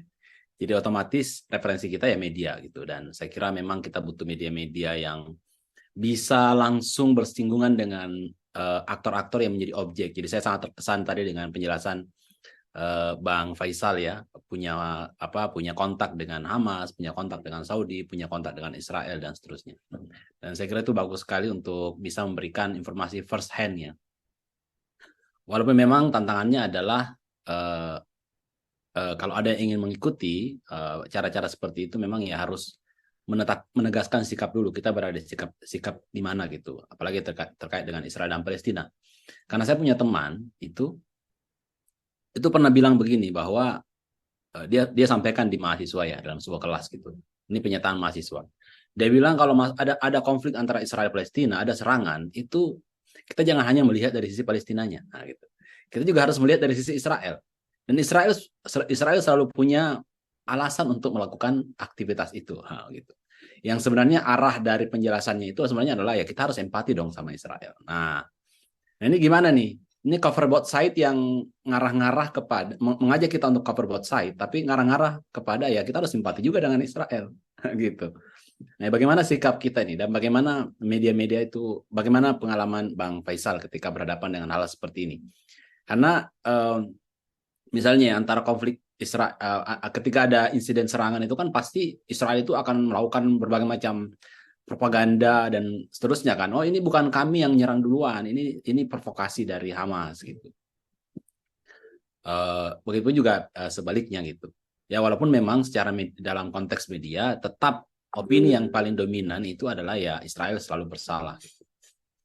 Itu satu hal ya yang saya ingin yang saya tanyakan dan respon mungkin. Yang kedua adalah terkait dengan ini normalisasi Arab Israel. Apakah normalisasi Arab Israel itu kan ini ya, itu akan membuka satu keran lagi buat Israel untuk mengkampanyekan hal-hal yang positif tentang Israel gitu. Nah, sekarang pun saya lihat di YouTube itu banyak tuh konten-konten kreator yang memperlihatkan kehidupan yang menyenangkan di Israel gitu. Bahwa Israel itu tidak seburuk itu loh gitu. Nah, sejauh mana misalnya media-media itu digunakan oleh Israel untuk pasca normalisasi untuk memperbaiki citranya di mata Arab gitu khususnya. Ini pertanyaan untuk mungkin Bang Faisal ya, termasuk juga Bang Pizarro. Terakhir, ini saya sangat antusias dengan diskusi hari ini ya, jarang-jarang dapat materi. Bahkan waktu kuliah saya nggak dapat materi tentang media dan HI. Terakhir adalah dalam isu terorisme nih. Ini juga mungkin nyambung nanti ke Bang Al-Khaidar, mungkin boleh membantu. Saya kan kebetulan beberapa semester mengajar terorisme ya, dan sangat sulit sekali mendapatkan data yang sifatnya detail terkait dengan isu terorisme, apalagi di Indonesia. Yang kita dapatkan itu ya dari perspektif pemerintah dan pemerintah. Walaupun ada perspektif kritis, tapi kita tidak tahu misalnya. Kan perspektif kritis itu kan dugaan-dugaan saja gitu. Nah, saya mencari peneliti akademisi yang mengkaji sampai ada publikasi juga jarang. Terus media-media yang memberikan fakta-fakta alternatif juga jarang. Mungkin ada ketakutan ya dari kalangan media untuk masuk lebih dalam mungkin ya terkait dengan isu terorisme dan menyajikan berita yang lebih berimbang atau alternatif. Atau mungkin nanti Bang Pizarro bisa menyampaikan insight lain atau orang-orang yang bisa jadi sumber-sumber atau media-media yang jadi sumber yang bagus untuk masalah terorisme. Saya punya kegelisahan ini karena saya mengajar masalah terorisme kan. Jadinya yang umum-umum saja akhirnya gitu. Terima kasih, Ustaz Ramdan. Baik, silakan Ustaz. Terima kasih Ustaz Ketua. Berikutnya kepada Ustaz Kobit. Mangga Ustaz menyampaikan pandangan atau kritikan untuk pertanyaan, silakan. Nuhun, Kang Ramdan. Bisa dengar suara saya dengan jelas kah? Ya, jelas clear. Alhamdulillah, wassalatu wassalamu ala rasulillah. Yang pertama saya ingin refleksi internal ya di teman-teman Insira semuanya. Kita ini punya sumber daya manusia yang banyak yang mumpuni untuk berbicara tentang hal-hal yang dibutuhkan oleh masyarakat, terutama dibutuhkan oleh umat ya. Dari sini kan kita sudah bisa melihat banyak sekali teman-teman yang punya kafaah intelektual dan kafaah bahkan di lapangan gitu ya.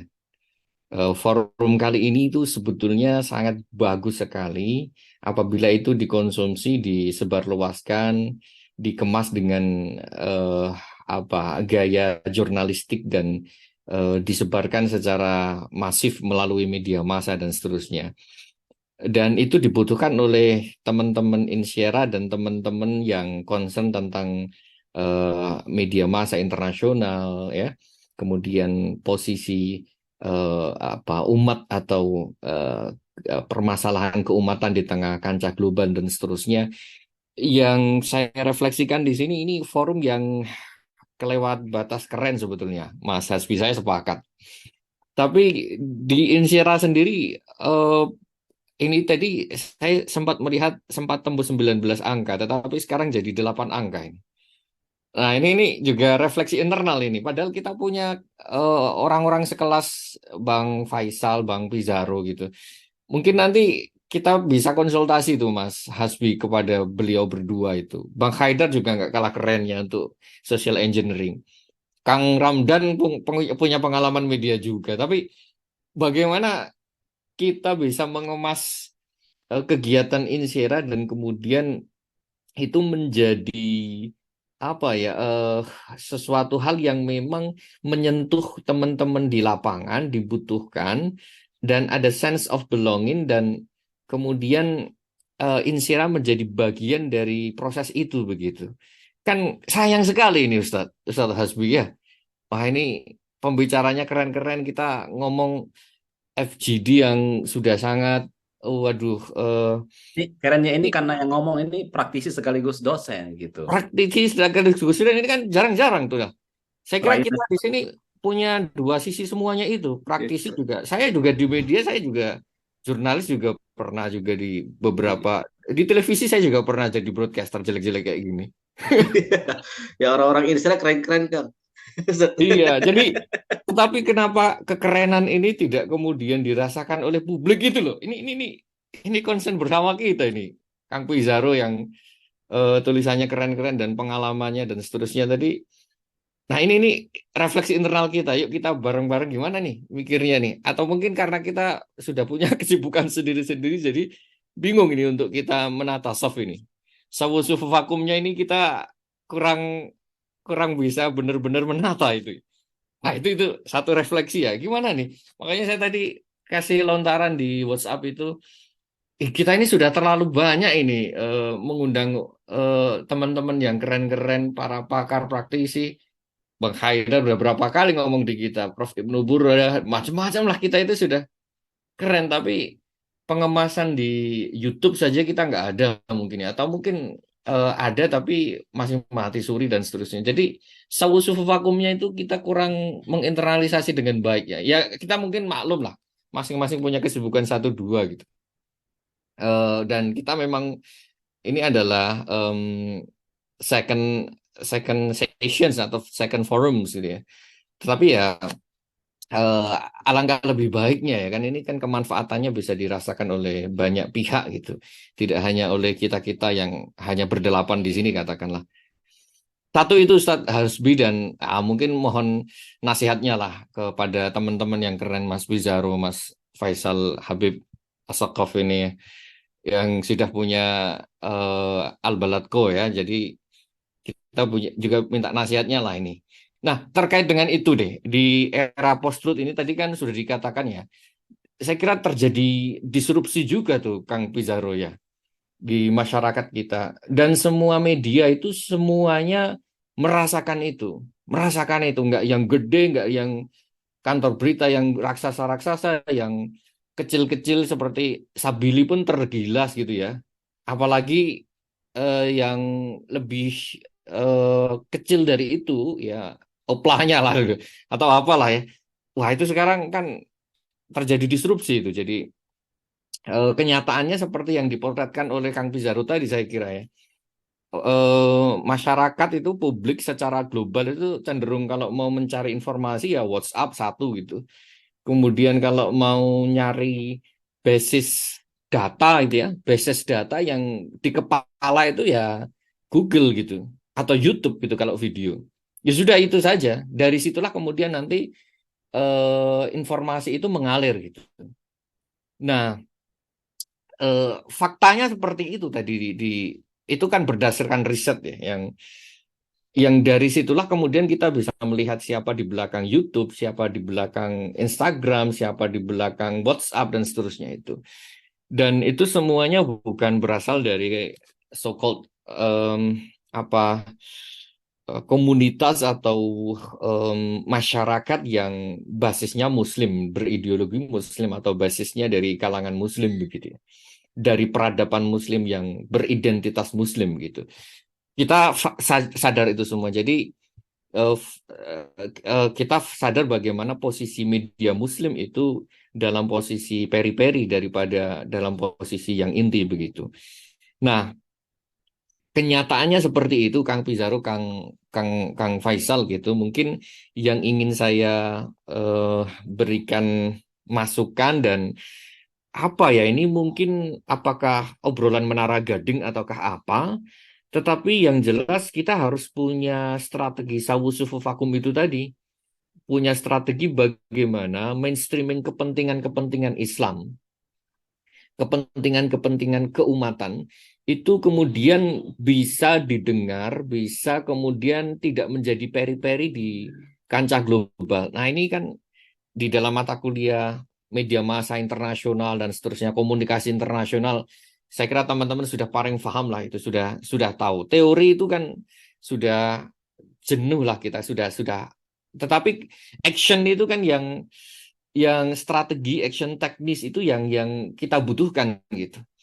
Nah, di tengah ilustrasi yang seperti itu, mungkin bisa diberikan advice atau preskripsi dari teman-teman masing-masing sesuai dengan pengalamannya. Kalau tadi Kang Pizarro di G2 sudah punya pengalaman seperti itu. Nah, strategi yang paling efektif bagi kita untuk melakukan gerakan ya mainstreaming satu, atau mungkin ya kalau nggak mainstreaming ya minimal apa ya upaya untuk membuat publik itu mendengar suara-suara Muslim atau suara-suara Islam itu, apakah satu tadi mungkin disinggung Kang Haidar juga gitu. Satu, apakah dengan memanfaatkan media-media yang memang mainstream di kalangan masyarakat publik di era post-truth seperti ini, seperti YouTube, Instagram, atau Google gitu ya, dalam arti berafiliasi dengan mereka, let's say konkretnya membuat channel-channel YouTube, kemudian kita masivisasi konten kreator seperti itu ya. Sekarang kan sudah pada mengarah ke situ ya. Deddy Corbuzier di layar televisi pun jarang, lebih seneng ini ngurusin channelnya yang satu bulan konon tembus 7 miliar itu kan. Ya kan sekarang mengarah ke situ semua. Kenyataannya kan begitu ya. Koran-koran di jalan sudah hampir mati gitu. Nggak ada koran cetak lagi begitu. Nah, satu itu, atau yang kedua tadi yang sempat dilontarkan oleh Bang Haidar saya kira. Apakah kita sebetulnya lebih memilih menggaungkan mainstreaming etika-etika profesi jurnalistik Islam gitu. Yang penting kan sebetulnya etika nilai-nilai jurnalisme Islamnya yang profetik itu yang tersampaikan gitu. Bukan label Islamnya gitu. Apa gunanya? Apa bedanya? Apa fungsinya kalau media massa itu mengatasnamakan labelnya Islam, tetapi sebetulnya kontennya itu provokatif dan tidak Islami begitu kan? Sama juga gitu. Jadi mendingan kita memberikan pencerahan, memberikan internalisasi atau menspreadkan pesan-pesan jurnalistik Islam sesuai dengan tadi apa yang ada di hadis, apa yang ada di sunnah, apa yang ada di sirah dan seterusnya itu, nilai-nilai profetik jurnalisme Islam itu disebarkan secara masif melalui apapun media itu, ya, sepanjang masyarakat jurnalistik itu kemudian menerima itu dan paham itu, maka jadilah jurnalisme Islam itu menjadi suatu sajian yang menyehatkan peradaban begitu. Nah, itu kan pilihan-pilihan strategi kita ya. Saya nggak tahu apakah ini terlalu di menara gading pemikirannya, tetapi di pikiran saya itu ya cukup rasional begitu ya. Saya minta tanggapannya semua teman-teman yang ada di sini, terutama Bang Faisal dan Kang Pizarro. Syukuran Ustaz. Fadal, dilanjutkan. Assalamualaikum. Syukran Ustadz Kobit. Iya, ini karena dari Uwin di pertanyaannya agak bernuansa Uwin memang. Saya jadi ingat dulu perdebatan perdebatan para akademisi UIN itu tentang integrasi ilmu sains dan Islamisasi. Ya, yang kemudian akhirnya di UIN Jakarta itu ada interdisipliner Islam itu. Pendidikan Islam, ekonomi Islam, politik Islam gitu kan. Kemudian apalagi sains Islam, media Islam gitu. Jadi seakan-akan ada yang sekuler, ada yang Islam gitu. Padahal semua diciptakan sudah Islami gitu. Nah, gitu kan. Nah, akhirnya masuk pada pertanyaan tadi dari Ustadz Komit dan Ustadz Haidar ya, mana yang mau dikedepankan pada etika Islamnya atau pada nomenklatur media Islamnya. Di sini sudah banyak pertanyaan meskipun berangkat dari tiga penanya ya. Ini saya mencatat ada sekitar 1, 4, 8 8 pertanyaan. Yang pertama dari Ustadz Haidar itu tadi ya, mempertanyakan tentang mana yang lebih utama sebetulnya, memperkenalkan prinsip-prinsip media jurnalisme yang profesional sebagai prinsip Islami ataukah memperkenalkan media Islamnya gitu. Kemudian dari Ustadz Hasbi ini ada 3 ya. Yang pertama itu adalah dilema antara code for both side dengan keberpihakan. Tadi dikatakan oleh para narasumber media itu nggak bisa netral, harus berpihak gitu ya. Tapi di sisi lain ada code for both side. Tadi dicontohkan Ustadz Habib itu ada kasus, ada kawan dia yang terkait dengan pemberitaan isu Israel. Kemudian pertanyaan kedua dari Ustadz Hasbi juga adalah sejauh mana media digunakan Israel untuk normalisasi. Ini terkait dengan normalisasi Arab Israel yang sekarang sedang berlangsung. Kemudian pertanyaan keempat dari Ustadz Hasbi juga terkait dengan terorisme data. Ya, data tentang terorisme sejauh ini data yang diperoleh kebanyakan dari pemerintah. Kalaupun ada dari penulis, peneliti tidak terlalu banyak. Nah, ini mungkin mohon saran ya dari para pembicara termasuk juga dari Ustadz Haidar terkait dengan sumber-sumber data untuk terorisme. Kemudian dari Ustadz Hobit tidak ada 4 pertanyaan saya catat. Yang pertama itu refleksi. Ini lebih pada refleksi ya. Mungkin nanti ditanggapi juga oleh rekan-rekan juga oleh Pak Ketua ya, bahwa Insera ini memiliki SDM yang sangat luar biasa, keren-keren lah gitu bahasanya. Tapi kenapa kekerenan ini kok nggak bisa dirasakan oleh publik ya? Nggak bisa dirasakan oleh publik. Nah, bagaimana caranya agar kekerenan ini dirasakan oleh publik? Sehingga kemudian Insera ini menjadi bagian daripada perbaikan umat lah kira-kira. Kemudian yang kedua dari Ustadz Komit juga terkait dengan disrupsi di masyarakat ya. Media juga mengalami disrupsi. Itu baik media besar maupun media-media mainstream gitu. Sekarang semua orang larinya ke sosial media, mencari informasi larinya ke sosial media, ke YouTube, ke Twitter, dan ke Instagram dan seterusnya. Nah, ini bagaimana kira-kira hal seperti ini. Kemudian berikutnya dari Ustadz Komit juga tentang sufu vakum nih. Bagaimana mainstreaming media Islam agar masyarakat menerima informasi dari media Islam. Dan yang ketiga tadi ya, melengkapi pertanyaan dari Ustadz Haidar yang menggaungkan etika profesionalisme jurnalisme Islam ataukah media Islamnya. Itu 8 pertanyaan dan tanggapan yang sudah disampaikan oleh para penanya. Silakan mungkin dimulai dari Ustadz Faisal dulu, mangga.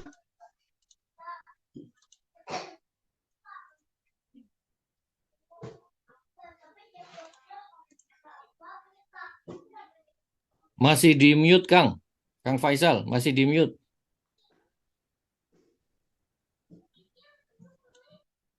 Ini dia. Nah, Assalamualaikum warahmatullahi wabarakatuh. Terima kasih atas pertanyaan dari ketiga petanya dan tanggapannya.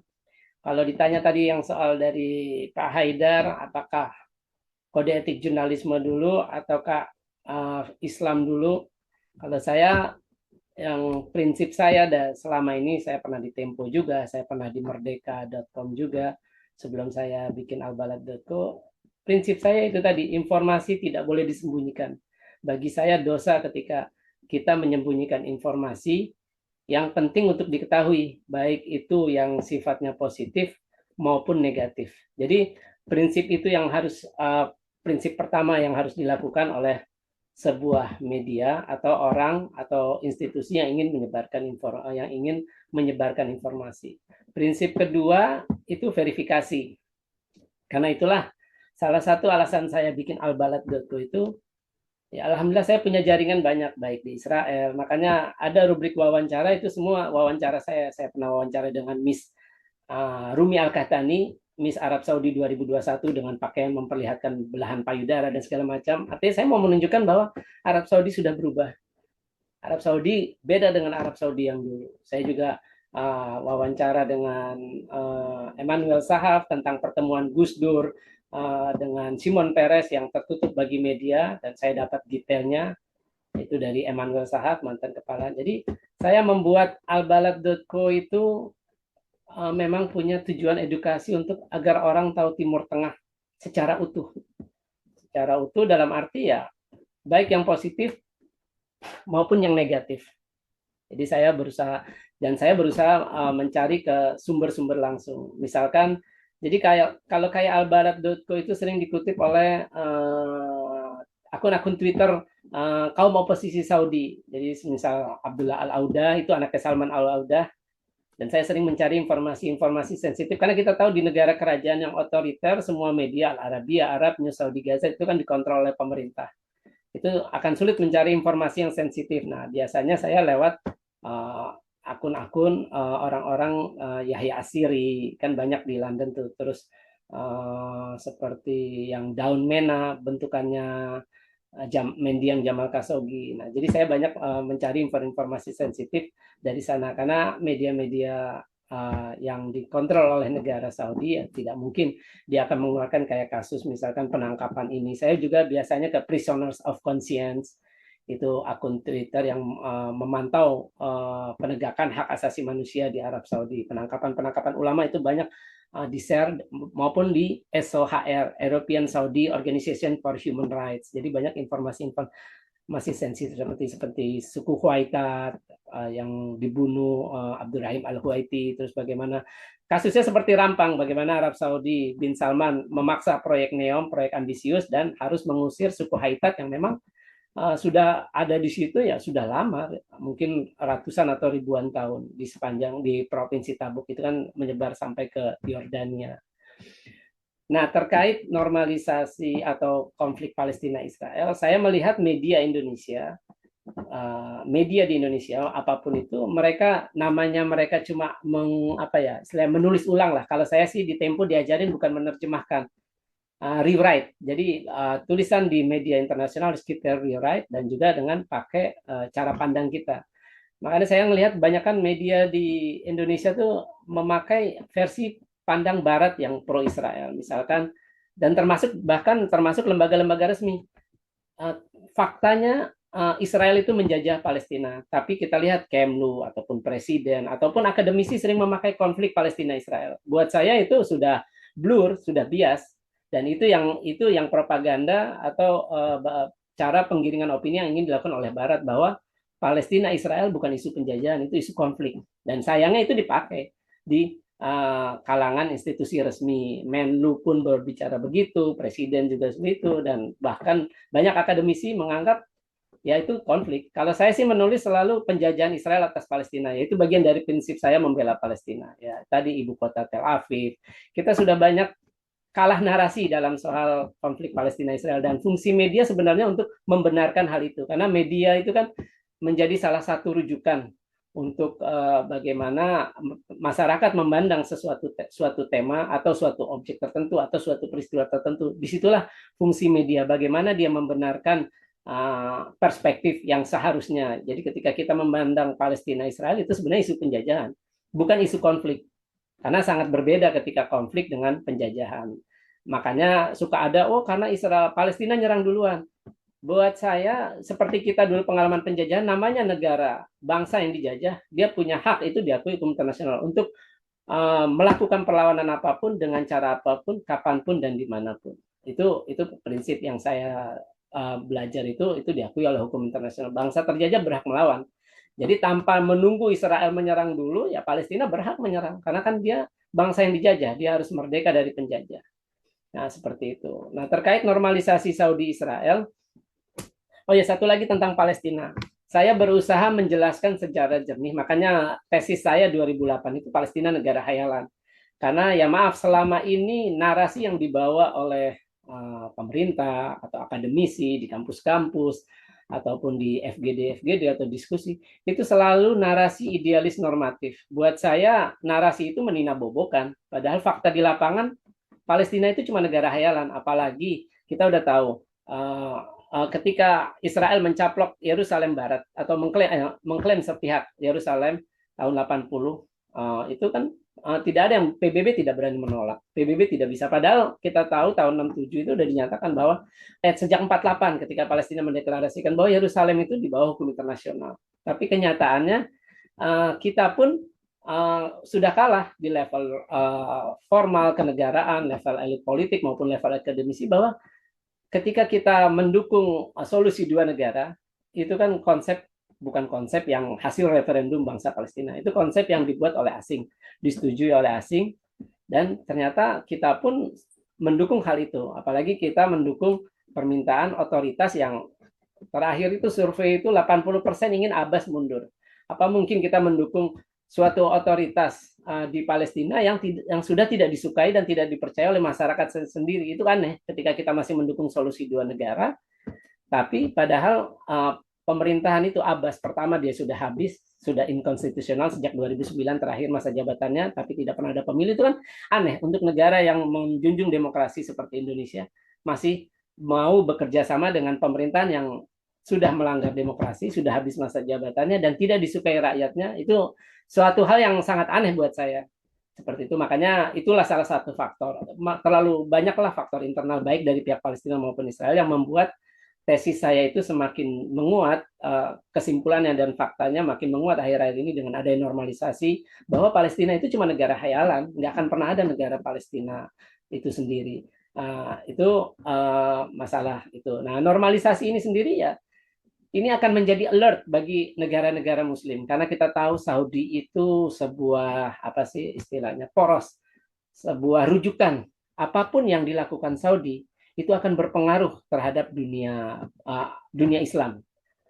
Nanti akan ada permisif. Itu seolah-olah kalau misalkan Saudi nanti melakukan hubungan resmi, saya tidak tahu. Bagi Arab Saudi, bagi bin Salman mudah saja untuk membuka hubungan diplomatik dengan Israel. Pertama, dia negara kerajaan dan bin Salman sudah menguasai 3 sektor yang penting dalam sebuah negara, militer, politik, dan ekonomi.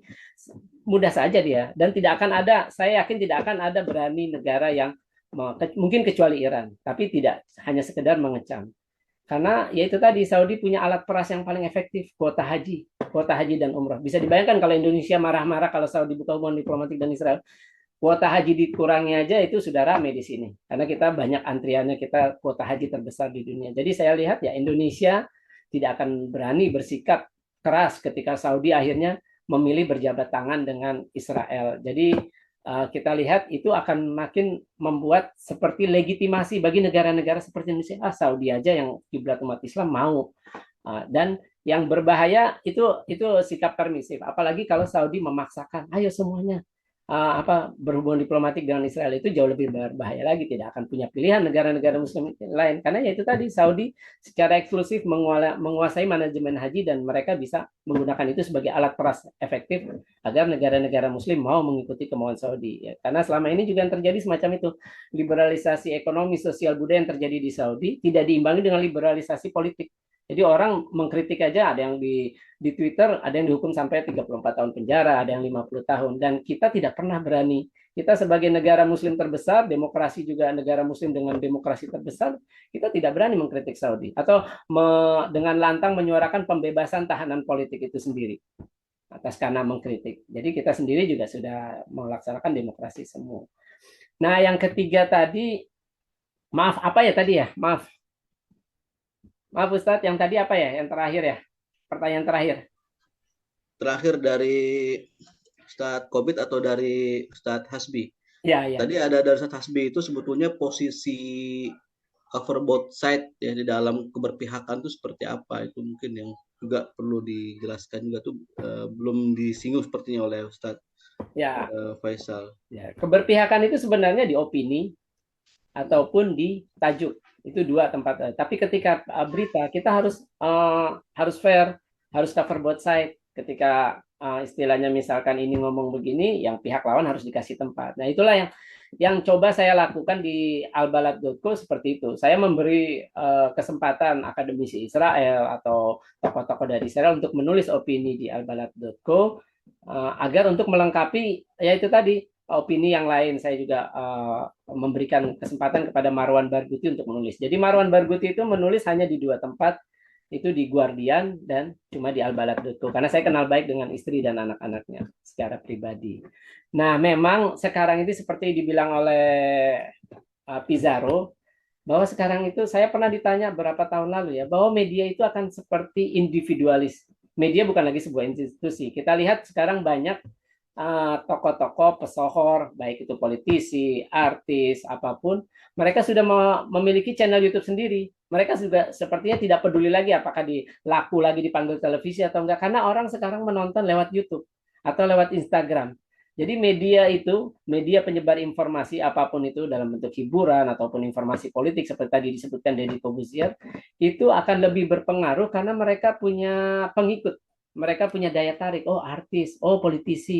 Jadi orang media secara institusional atau media secara konvensional akan kalah dengan itu kalau dia tidak bisa mempertahankan prinsip-prinsip jurnalistik dalam arti tadi verifikasi semacamnya, verifikasi dan lain-lain seperti itu. Nah, kalau untuk terorisme tadi saya ingat, saya banyak melihat informasi di Ayman Tamimi, itu salah satu pakar terorisme di Irak. Terus juga Max Weber, terus juga ada Ibnu Sufyan, itu banyak di Twitter sekarang namanya X. Saya banyak mencari informasi seperti itu. Dan kebetulan saya juga ada di grupnya Taliban, grup WA grup wartawan Taliban dan juga WA grup wartawan Syrian Defense Forces SDF yang ada di Timur Laut Suriah yang markasnya seperti itu. Ya, terima kasih. Baik, terima kasih pada Ustadz Faisa. Selanjutnya silakan kepada Ustadz Pizarro untuk menanggapi beberapa pertanyaan tadi dari tiga penanya. Silakan Ustadz Pizarro. Iya, baik. Saya melengkapi aja tadi ya, Habib Faisal udah banyak menjawab beberapa pertanyaan narasumber. Saya ingin menjawab pertanyaan Mas Hasbi tadi ya, soal terorisme ya. Kebetulan saya juga suka meliput terorisme dan juga menulis berita tentang itu.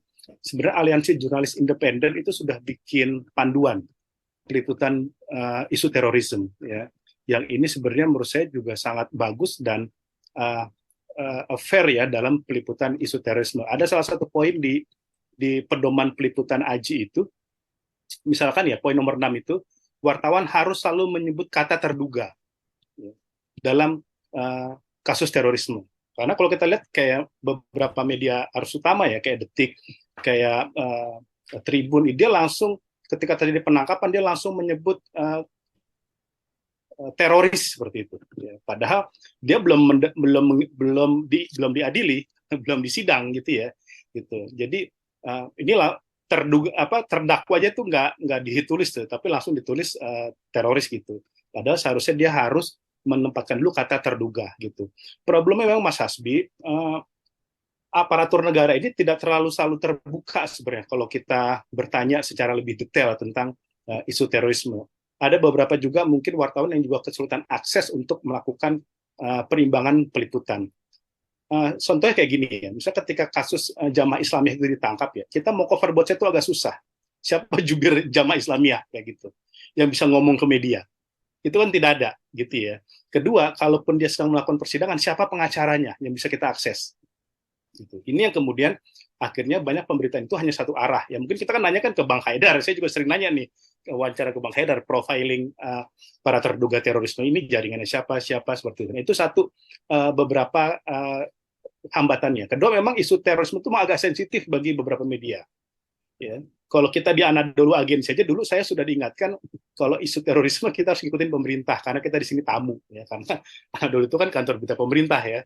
Seperti itu ya, kita selalu harus mengikuti itu. Tapi ini kalau untuk konteks Indonesia itu tantangannya. Nah, ada juga nih poin di nanti saya share ya di ini ya di Zoom. Ada juga yang di peliputan AJI ini yang juga sangat bagus ya. Salah satu itu tidak melakukan peliputan secara lebih rinci terhadap terduga keluarga terorisme ini. Karena banyak keluarga terorisme ini dia dikucilkan di masyarakat, gitu ya, seperti itu. Padahal dia mungkin tidak tahu, tidak ada hubungannya, gitu ya. Bahkan sekarang pakai cadar aja itu kan sudah identik. Misalkan ya, banyak sekali misalnya media wartawan ketika isu terorisme itu dia bertanya ke masyarakat, gimana sih profiling si si keluarga terduga ini dia tertutup gitu ya, dia tidak bersosialisasi. Pertanyaan, apakah itu udah bisa mewakili seluruh realitas yang ada di situ? Kan belum tentu juga, kan kayak gitu. Nah ini di AJI itu disusun, di Aliansi Jurnalis Independen itu disusun bagaimana kita peliputan keluarganya, foto terduganya, dan lain sebagainya. Itu diatur secara rinci ya, Mas Hasbi ya. Ini yang perlu juga nanti saya sharing bisa dibaca. Kedua, ada beberapa lembaga yang saya lihat cukup juga kritis ya, misalkan Amnesty International. Ya. Amnesty International Usman Hamid itu saya sering tanya ya, bahkan beberapa kali saya juga ikut mendampingi isu-isu terorisme yang dikawal oleh Amnesty International ya, gitu ya. Kayak dulu ada di Bogor pesantren misalkan dituduh ISIS ya. Nah itu Amnesty itu mengawal jangan sampai justru terjadi stigmatisasi terhadap pesantren, gitu ya. Nah Amnesty itu ada beberapa laporan-laporannya, bisa dibaca juga. Ini sebagai bentuk perimbangan. Walaupun memang kita akui terorisme itu, kelompok-kelompok teror itu ada di Indonesia seperti itu. Nanti Bang Haidar punya datanya, saya kira yang lebih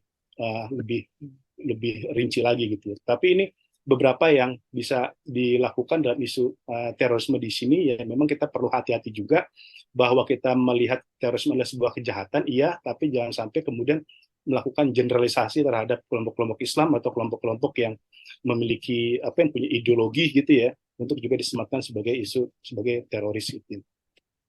Kemudian tadi saya menyambut refleksinya Mas Kobit ya, Bang Kobit ya, terkait tentang Insyara. Saya sering ngomong ke Mas Muhaimin, Mas, Insyara ini kok nggak muncul di media ya, seperti itu, ya, gitu ya. Saya tuh nggak muncul gitu. Misalkan, padahal gini, saya dulu pernah ngobrol, seharusnya Insyara ini dalam kasus misalkan ada serangan Israel ke Palestina atau isu-isu dunia Islam, itu Insyara tuh bikin rilis, ya, bikin rilis agar pertama Insyaranya dikenal, kemudian pengamat-pengamat itu dikenal. Saya tuh di wartawan tuh sering tanya, Mas, saya pengamat dunia Islam tuh siapa ya, teman-teman wartawan ya, gitu. Karena wartawan itu jangan dipikir kayak akademisi, dia tuh paham segala isu gitu. Maka dia mencari narasumber yang penting tuh, kalau wartawan tuh narasumber tuh gampang aja dihubungin, gampang di WA. Gitu. Nah menurut saya tuh ke depan memang Insyara tuh ya mungkin karena skupnya Islam dan HI ya, itu mulai muncul gitu ya, baik mungkin secara institusi ataupun personalnya. Mas Kobit bikin rilis aja tuh ya, Mas Kobit, Mas Hasbi ya, sebagai pengamat gitu ya dari kampus ya, tentang isu-isu Afghanistan atau isu Palestina dan lain sebagainya. Karena saya lihat CSIS ya kayak begitu ya, CSIS itu dia ngirim rilis, ngirim policy brief, sekarang lagi di Celios segala macam. Jadi menurut saya nih ke depan Insyara udah bisa melakukan itu. Nanti kalau ada saya sebarnya itu di grup wartawan, kan grup wartawan itu banyak ya, gitu. Saya sebar, ya dinaikin sama mereka, dan itu bisa diposting agar peran dosen itu memang saya akui ya, kenapa saya tuh masih bertahan di jurnalistik ya. Karena di jurnalistik itu pertama ya, akses paling mudah kita mengakses pejabat publik, dan akses paling cepat bagi kita untuk memberikan info ke publik. Seperti itu ya. Saya merasakan sendiri ya sebagai jurnalis di entitas media asing itu gampang banget tuh wawancara jubir panglima, wawancara kementerian, ketimbang saya cuman statusnya akademisi agak susah.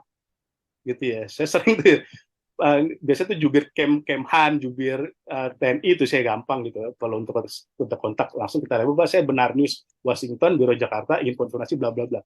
Itu cepat. Saya minta datanya, minta rilisnya segala macam gitu. Dan kan kita langsung mudah lempar ke publik. Ya kan, langsung kita bikin, dimakan oleh publik. Nah, Insyara punya ide-ide yang bagus, gagasan yang bagus. Ini seharusnya tidak hanya menjadi level konsumsi akademik aja. Gitu. Umat itu juga butuh arahan kalau saya di bawah gitu ya, agar tadi ya umat itu aksesnya tuh nggak cuma di berita-berita hoax aja yang dipercaya sebagai kebenaran, padahal kan tuh nggak semuanya benar kan, seperti itu. Nah ini yang menurut saya perlu dilakukan Insyara ke depan agar tidak kalah dengan lembaga-lembaga yang lain. Setara Institut aja sehari bisa 3 kali bikin rilis.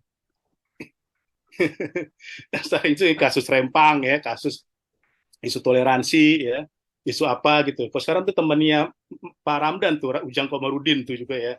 Itu dulu tuh kenapa dia sekarang muncul di TV, karena rajin bikin rilis gitu. Nah ini kita bikin rilis itu bukan untuk dikenal, tapi untuk ya agar tadi ya visi Muslim itu bisa juga masuk ke ranah publik gitu. Agar akademis itu juga tidak hanya menjadi menara gading, gitu. Karena kan sekarang malah yang ngomong hubungan internasional kan nggak semuanya itu akademisi kalau saya lihat di media gitu ya. Kita juga nggak kenal tiba-tiba dia ngomong gitu. Padahal kita punya Mas Hasbi, punya Mas Kobit, punya Mas Ramdan, Mas Al-Qaedar dan lain sebagainya yang itu harusnya itu juga turun dan gagasan itu dikunyah oleh masyarakat. Kalau kita bicara Islam dikunyah oleh umat gitu. Sekarang itu kan siapa? Kan nggak ada. Gitu ya. Di media nggak usah di media Islam deh. Itu juga tidak ada. Dan media mainstream ya, jurnalisnya itu kita jangan anggap ya media mainstream itu berarti media sekuler. Enggak. Nah, ini Mas Ramdan ini produk media mainstream nih. Seperti itu. Detik itu enggak semuanya sekuler. Bahkan saya punya grup jurnalis mengaji. Ya, punya grup itu. Itu kalau kita Ramadan itu tadarus ini loh apa? Hatamin Quran bareng-bareng. Kamu juz 1, saya juz 2, juz 3 gitu. Lah itu teman-teman mau tahu itu bukan wartawan Hidayatullah, bukan wartawan Ar-Rahmah gitu ya. Itu wartawan Kompas, wartawan Metro TV ya. Terus salah satu Yasser Naim mana itu yang anchornya Kompas TV. Saya kira tuh dia Kristen, ternyata dia Muslim. Gitu. Dia dari situ. Nah, artinya tuh di jurnalis di mainstream itu banyak yang Muslim dan itu juga sebenarnya simpati sama Muslim, tapi dia mau nanya kemana gitu. Ya kan, karena informasi itu cuma satu arah dari pemerintah gitu ya, dari ya kayak lu KTT Asyik kan bikin tulis gitu-gitu doang, kita ngecam Myanmar dia nggak nyinggung tuh Rohingya gitu ya kan, ya dia KTT G20 dia nggak nyinggung itu soal Palestina gitu seperti itu. Nah ini kita nggak bisa mengharapkan ke pemerintah gitu, karena pemerintah alurnya seperti itu, seharusnya akademik ya sebagai representasi publik itu muncul untuk melakukan itu seperti itu. Ini yang seperti dilakukan sekarang kasus Rempang kan. Memang itu kan Melayu ya, Islam. Tapi kan yang mengadvokasi itu kan YLBHI, Walhi. Sekarang alhamdulillah Muhammadiyah yang leading seperti itu.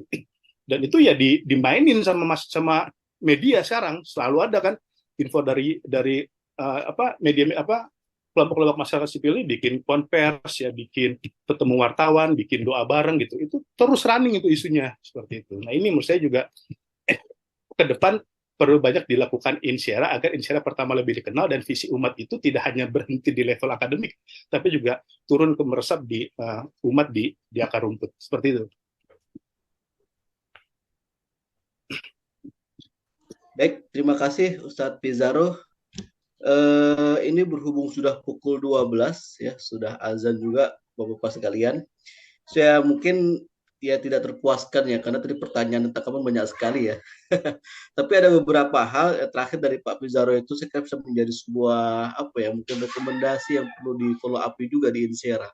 Tadi saya jadi terpikir mungkin perlu dibuat semacam database di Insyara ya, para ahlu Insyara ini bidangnya apa, kajiannya apa gitulah kira-kira. Kemudian dibuat semacam ya rutinitas mingguan lah ya, membuat rilis, mungkin ada desk khusus membuat rilis gitu. Nanti memakai nama siapa dikirim gitu kan. Atau mungkin membuat semacam klaster bidang ya. Ada yang bidang ekonomi HI-nya, ada bidang politik Islamnya, ada bidang apa gitu kira-kira. Nah, ini mumpung banyak ahlu Insyara ini seperti Ustadz Pizarro, Ustadz Balat yang masih aktif di jurnalisme, jaringan media mereka sangat luar biasa gitu ya. Dan saya merasakan sekali Ustadz ya, selepas dari media, setelah tidak lagi di jurnalis, itu para narasumber yang dulunya gampang dihubungi, saya kontak gak dibalas. Padahal ketika masih di media itu baru assalamualaikum langsung ditanya oleh dia, ya Mas apa bisa dibantu gitu kira-kira. Tapi setelah hijrah ke akademik kita assalamualaikum aja mau centang satu gitu kira-kira seperti itu. Nggak dibalas seperti itu.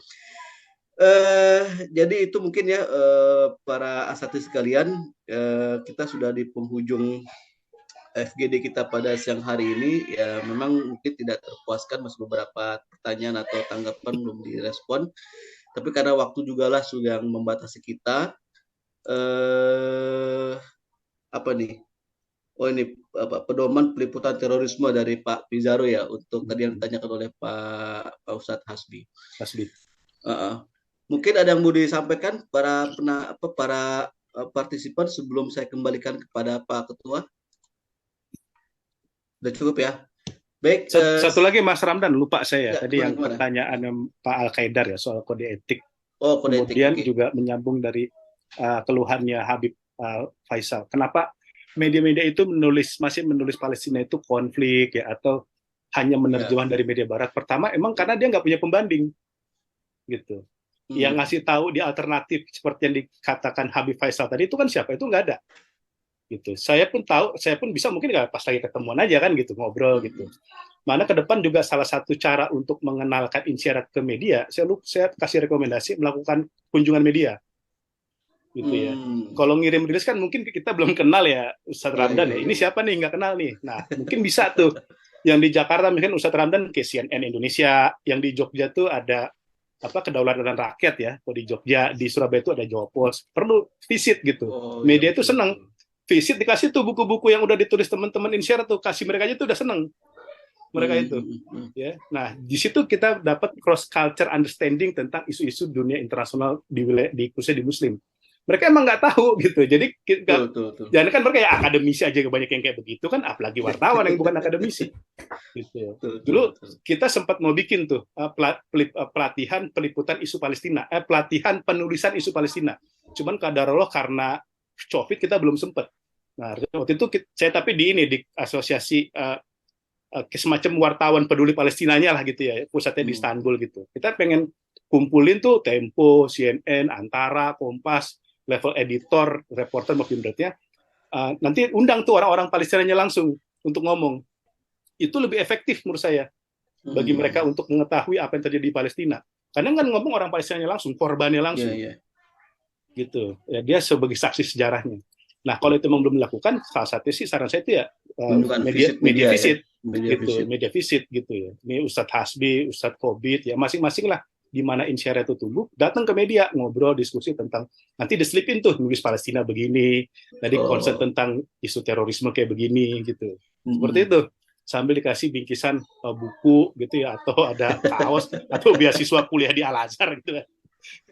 Jadi Bang Roy, kalau misalnya diskusi kayak gini kita undang media kayaknya bagus juga ya, biar sekaligus gitu ya sekalian. Iya, bisa tapi karena dia belum kenal, mungkin dia masih belum tahu ini siapa nih Insyara kayak gitu ya. Makanya menurut saya itu bisa nanti ketika kita udah melakukan media visit ke beberapa media dan dia kenal kita. Jadi ketika kita undang dia tahu, oh ini Insyara yang pernah datang ke kita, yang pernah kita dikunjungi sama mereka, jadi mereka udah punya gambaran. Iya. Dan terpenting satu lagi mungkin Ustadz Fizaru ya, pasca kunjungan tersebut, ketika nanti kita dikontak oleh oleh media itu, ya gercep ya. Betul, gercep. Media itu yang penting itu ada jawab, nggak perlu susah-susah. Itu persoalannya kadang-kadang kita sebagai akademisi begitu. Iya. Ya kayak temennya Ustadz Ramdan itu kan Pak Ujang kan. Dapat telepon Metro TV kelas ditinggal. Nah itu problem kadang-kadang kita sibuk dengan tridharma kita lupa gitu bahwa kita juga punya namanya. Karena menurut saya tanggung jawab secara langsung di umat. Sarana yang paling mudah mengedukasi publik itu dari media sekarang. Kayak saya nih sekarang saya ngejelasin kayak gini cuma 6 orang kan yang dengerin ya. Tapi kalau di media bisa ribuan orang kan yang baca. Dan sekarang media-media baru itu udah banyak ngomongin HI padahal dia bukan background HI. Contohnya Cordova Media. Ya. Itu teman saya. Itu dosen teknik di Cimahi, itu kampus aja saya nggak tahu tuh nama kampusnya apa. Dulu saya pernah ketemu sama dia.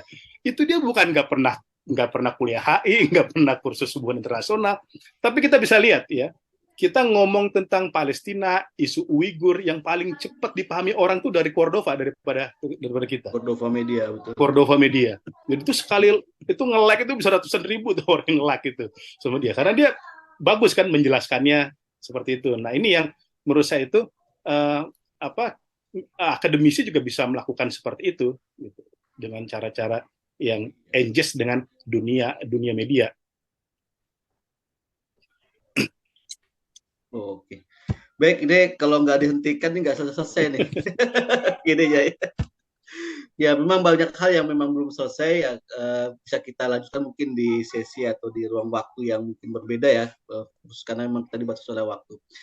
Jadi para asisten sekalian, saya sebagai moderator sebelum mengakhiri ya, jika saya ada kekurangan sepanjang memimpin atau membawa diskusi dari awal sampai akhir, mohon maaf. Saya kembalikan lagi kepada ketua. Mangga, silakan Pak Ketua. Terima kasih Pak Ramdan, terima kasih Bapak pembicara, Bang Fizaro dan Bang Faisal Assegaf ya. Sebenarnya kan tadi tidak ada pembukaan ya, Pak Ramdan ya. Pembukaannya. ada seremoni.